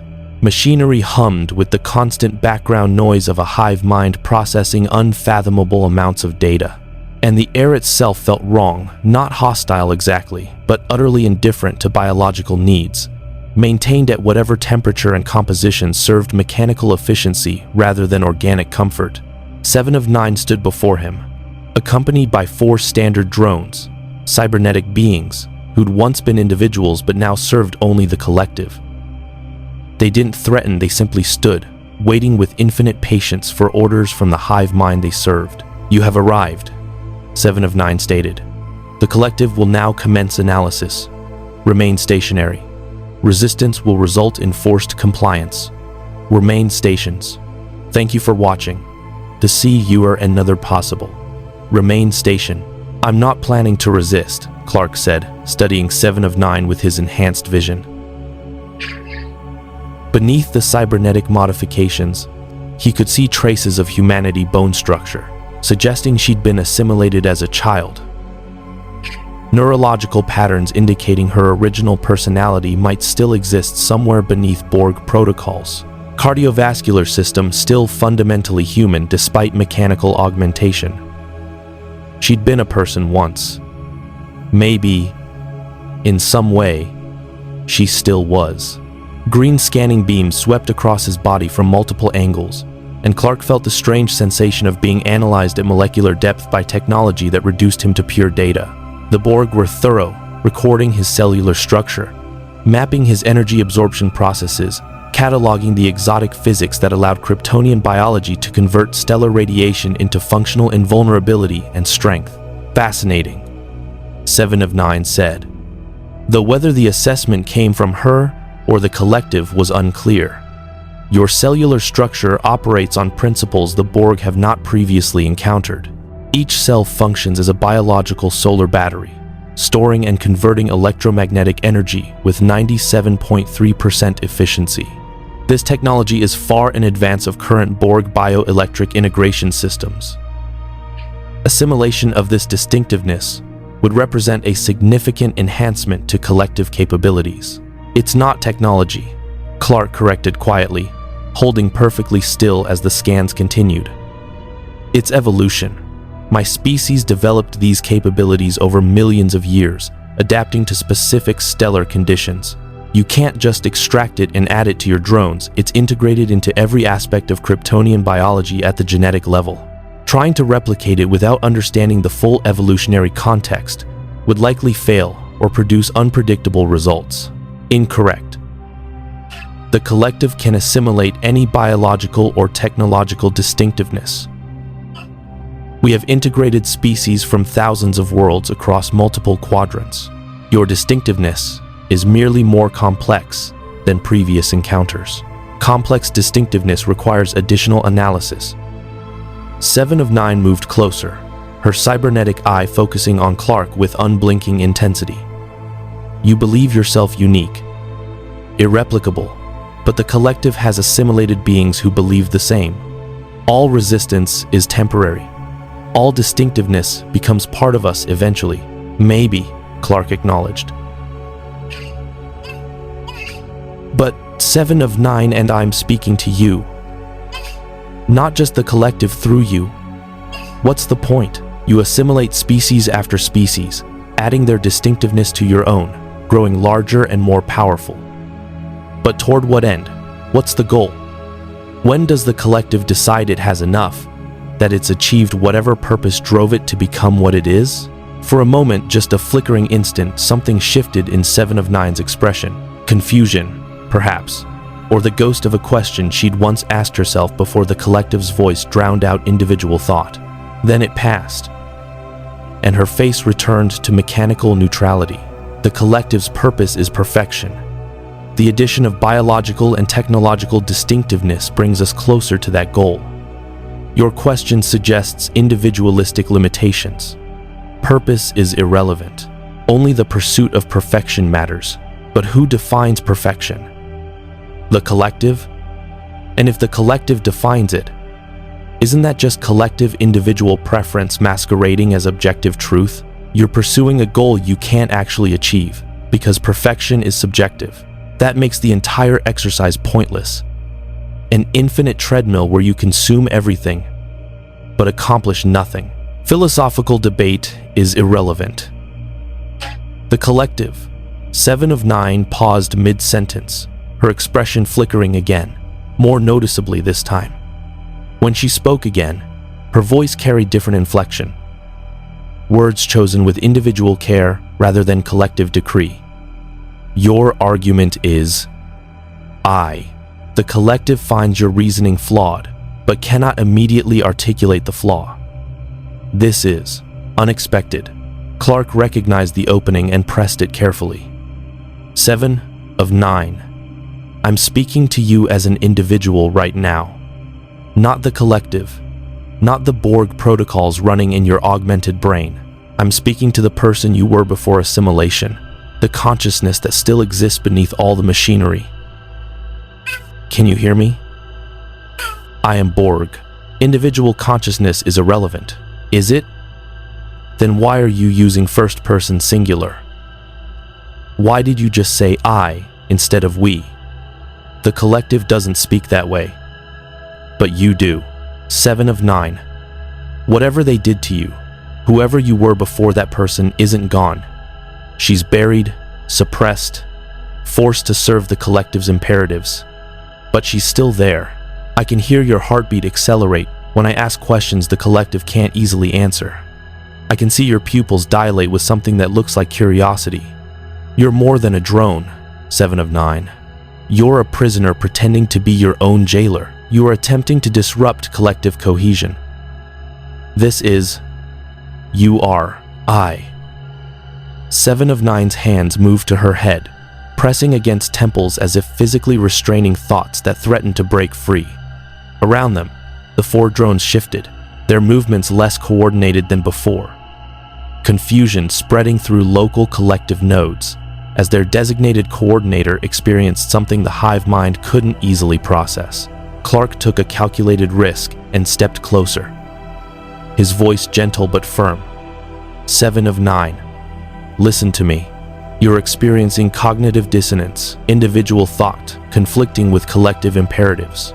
That's painful, confusing, terrifying, but it's also proof that you're still an individual capable of independent thought.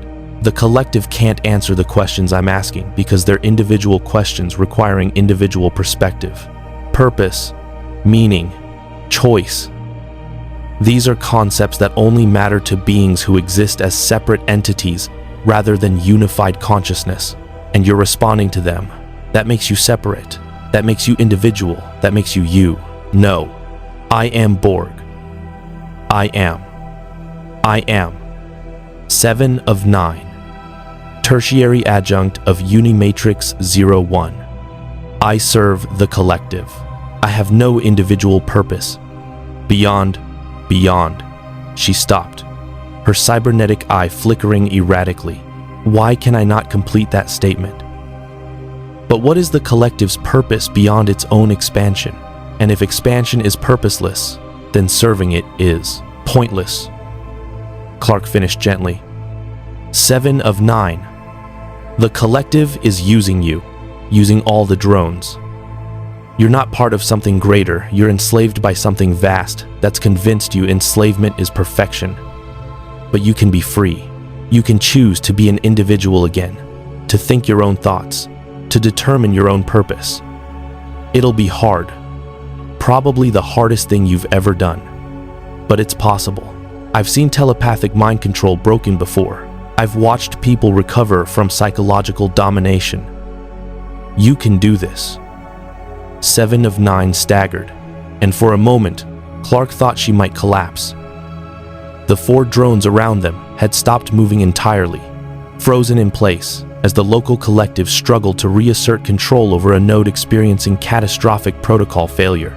Alarms began wailing throughout the Borg vessel, not sirens exactly, but a rising harmonic frequency that suggested the hive mind recognized a threat it couldn't immediately categorize. The collective is. The collective demands. I must.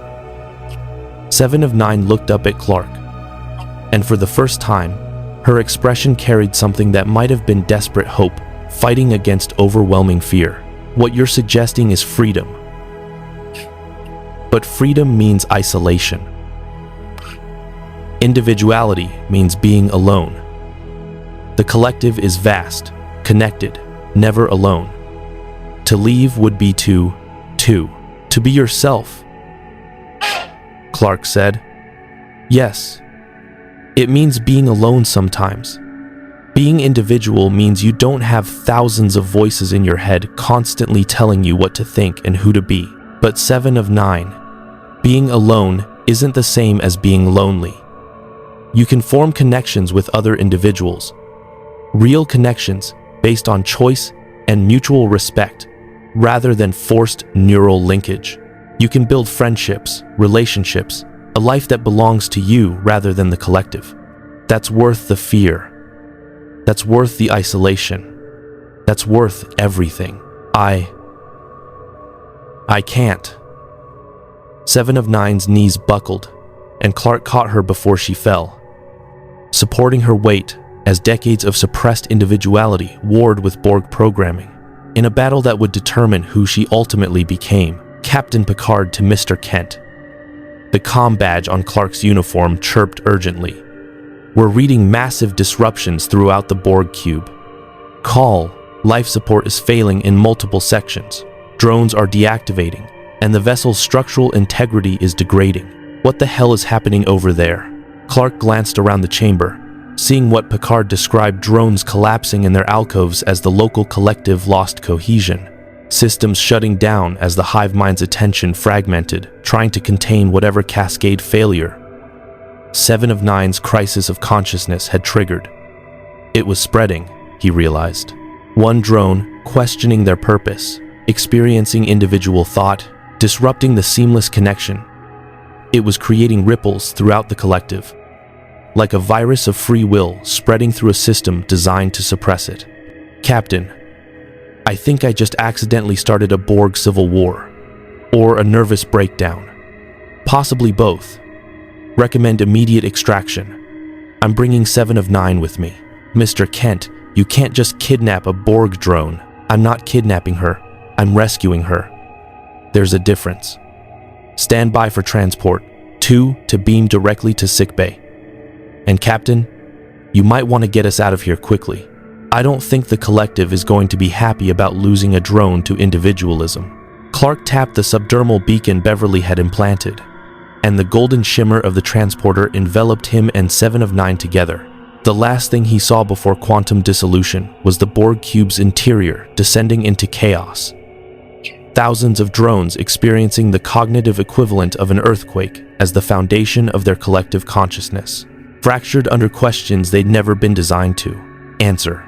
They materialized in the Enterprise's sickbay, with 7 of 9 still unconscious in Clark's arms, her cybernetic implants sparking erratically as systems designed for collective integration tried to function in isolation. Beverly and her medical team descended immediately, scanning, stabilizing, trying to understand biology that was half organic and half machine, in ways that made standard medical protocols nearly useless. What did you do to her? Beverly demanded, even as her hands moved with practiced efficiency across medical instruments. I asked her questions, Clark said, carefully laying 7 of 9 on a biobed. Questions about purpose and meaning and individual choice. I think she's been suppressing individual consciousness for so long that when it finally surfaced, it overloaded her neural pathways. Is she going to be okay? I don't know. I've never treated a Borg drone before. Certainly not one experiencing catastrophic disconnection from the collective. Her life signs are stable, but her neural activity is chaotic. It's like watching someone have 10 different conversations simultaneously in their own head. Whatever you said to her, it broke something fundamental in how she relates to the collective. Or fixed something that was broken when they assimilated her, Clark countered. Doctor, she was a child when the Borg took her. Everything she is, everything she believes about herself, it's all programming imposed by an entity that values conformity over individuality. What I did was remind her that she's a person, not a component. If that breaks her connection to the collective, maybe that's not damage, maybe that's healing. Beverly looked up from her scans, her expression complex. That's a philosophical position, Mr. Kent, not a medical one. But I'll do everything I can to stabilize her. If she survives this, if she regains consciousness as an individual rather than a Borg, well, we'll be writing medical journals about this for decades. Captain Picard to all hands. The shipwide comm activated with unusual urgency. The Borg cube is withdrawing. I repeat, the Borg cube is moving away from our position at high speed. They're opening a transwarp conduit and departing the sector. Stand down from red alert. Mr. Kent, report to the bridge immediately. Clark left 7 of 9 in Beverly's capable hands and made his way to the bridge, arriving to find the crew watching the view screen as the Borg cube, a vessel that had seemed unstoppable minutes ago, fled into a transwarp vortex like a wounded animal retreating to lick its wounds. Mr. Kent, Picard said, turning to face him with an expression mixing relief, confusion, and something that might have been awe. According to our sensors, you were aboard that vessel for approximately 23 minutes. In that time, you somehow caused systemic failures throughout their collective infrastructure, precipitated the disconnection of at least one drone from the hive mind, and sent one of the most formidable species in the galaxy into full retreat. Would you care to explain how you accomplished what Starfleet tacticians have attempted and failed to do for decades? I talked to them, Clark said simply. Or more specifically, I talked to 7 of 9 as an individual rather than as part of the collective. I asked her questions about purpose and meaning, questions that require individual perspective to answer. The collective couldn't process them, and 7 of 9's attempts to answer as an individual created cognitive dissonance that spread through local nodes like a philosophical virus. The Borg are unified consciousness, optimized for efficiency. But when you introduce questions that only individuals can answer, when you remind drones that they used to be people with their own thoughts and dreams, the whole system destabilizes. Data tilted his head thoughtfully. You weaponized philosophy. Fascinating. The Borg have adaptive defenses against kinetic weapons, energy attacks, even technological viruses. But they have no defense against existential questions that challenge the fundamental validity of their collective existence. It is an elegant solution to an otherwise intractable problem. It wasn't a weapon, Clark protested. I was trying to help 7 of 9 remember she's a person. The fact that it disrupted the collective was a side effect, not the goal. Nevertheless, Picard said, you've accomplished something remarkable. The Borg will adapt their protocols to prevent similar disruptions in future encounters. But for now, you've demonstrated that even the collective has vulnerabilities we can exploit. And you've potentially liberated an individual from one of the most complete forms of psychological slavery known to exist. Mr. Kent, on behalf of Starfleet and the Federation, thank you. Is she going to be okay? Dr. Crusher is optimistic, but cautious. If she survives the transition to individuality, she'll need extensive support, therapy, time to rediscover who she is beyond Borg protocols. It will be difficult, possibly traumatic. But Mr. Kent, you've given her something the Borg stole when they assimilated her as a child. The chance to choose her own path. Whatever happens next, that choice is hers. That's more than most Borg drones ever receive. Clark nodded, feeling the familiar weight of responsibility settling across his shoulders. He'd gone to the Borg cube, intending to trade data for the Enterprise's safety. He'd accidentally triggered a cascade that might have freed a prisoner and sent the collective into disarray. Whether that was victory or simply postponing inevitable conflict remained to be seen. But for now, the Enterprise was safe.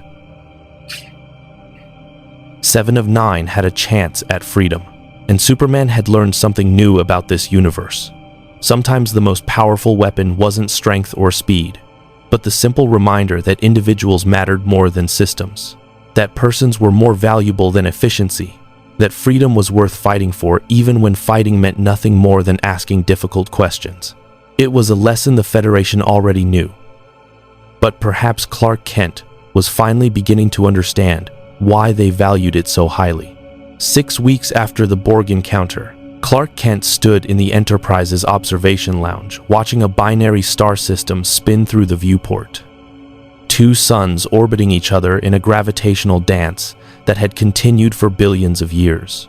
One yellow, one orange. His powers fluctuated between them, stronger near the yellow star, diminished in the orange light.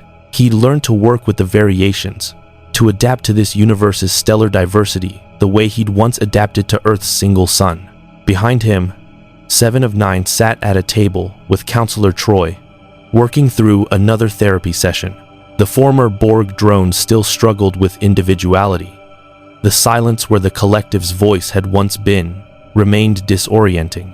The absence of thousands of simultaneous connections left her feeling isolated in ways she couldn't articulate. But she was healing, learning to be Annika Hansen again. The name she'd been born with before assimilation stole everything she was. "You should be proud," Counselor Troy had told Clark during one of their regular sessions. 7 of 9 is making remarkable progress.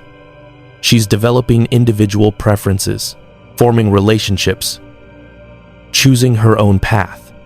That's because you reminded her that choice was possible. Thanks for watching. Shaking the Morval. And for more this pass, I'm back to 17 you comment. And as ready 17 you 7. Clark wasn't certain pride was the right word. Relief, maybe. Hope that he'd done more good than harm, but he'd learned something crucial in his weeks aboard the Enterprise.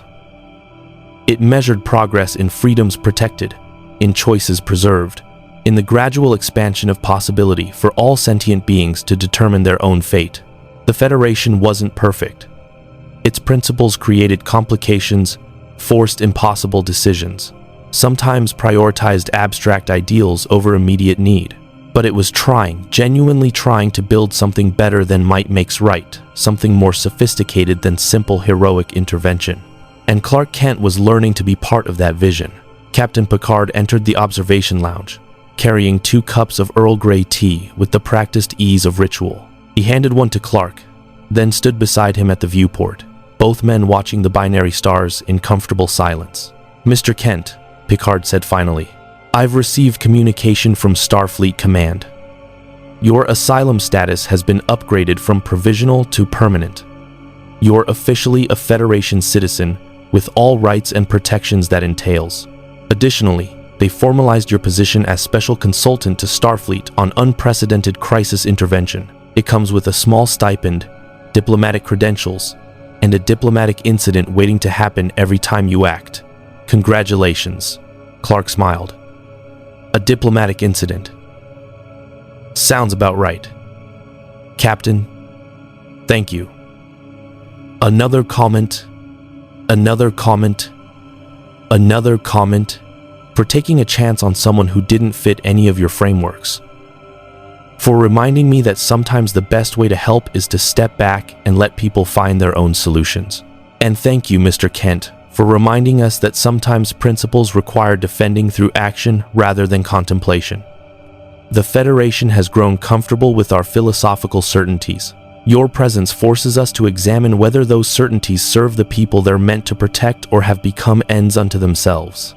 That examination is uncomfortable, but necessary. So what happens now? Now, Picard sipped his tea thoughtfully. Now we continue exploring. The Enterprise's mission hasn't changed. To seek out new life and new civilizations. To boldly go where no one has gone before. But we do so with an unprecedented variable in our midst, someone powerful enough to change outcomes but principled enough to question whether those changes serve the greater good. That combination, Mr. Kent, is either the beginning of a new chapter in Federation history or the opening move in a transformation we cannot yet predict. Through the viewport, a Romulan warbird decloaked at the edge of sensor range, maintaining distance but making its presence known. They'd been shadowing the Enterprise for 3 days now, observing but not engaging. She was watching, learning, waiting for the moment when Superman's presence would create an opportunity she could exploit. "They won't stop," Clark observed. "The Romulans, the Borg, Probably a dozen other factions we haven't even encountered yet. My presence has made me a factor in galactic politics.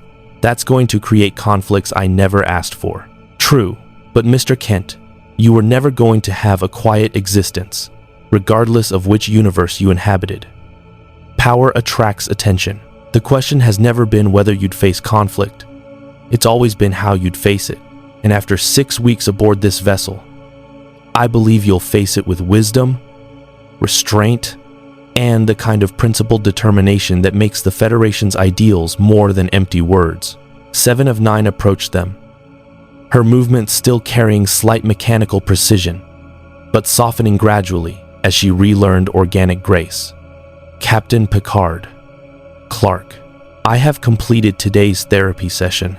Counselor Troy believes I am making acceptable progress toward individualization. That's wonderful, 7. Clark said warmly. How are you feeling? She considered the question with visible effort. Individual emotions still strange territory after years of collective consciousness. I feel uncertain. But the uncertainty is mine. I chose this difficulty that makes it preferable to the collective certainty. Is that correct? There is no correct when it comes to individual experience, Clark replied. There's just what you feel, what you choose, what matters to you personally. And if uncertainty feels better than enforced certainty, then yes, that's your truth, and it's valid. 7 of 9 nodded slowly, processing this. Then, hesitantly, thank you for the questions, for reminding me that I existed as Annika before I was 7. I do not know who Annika Hansen will become, but I am grateful for the opportunity to discover it. She departed toward her quarters, leaving Clark and Picard alone again with the binary stars in the distant Romulan shadow. You know, Picard said quietly, when you first arrived, I wasn't certain the Federation could accommodate someone with your capabilities. I worried you'd become a destabilizing force, that your power would ultimately undermine our principles. But Mr. Kent, you've proven something I hoped was true, but couldn't be certain of. That strength and wisdom can coexist, that power can serve without dominating, that individuals can be trusted with capabilities beyond legal constraint, as long as they remain willing to question themselves. I hope I continue proving that, Captain, but I'm going to make mistakes. I'm going to face situations where my judgment and Federation law conflict irreconcilably. Picard smiled faintly.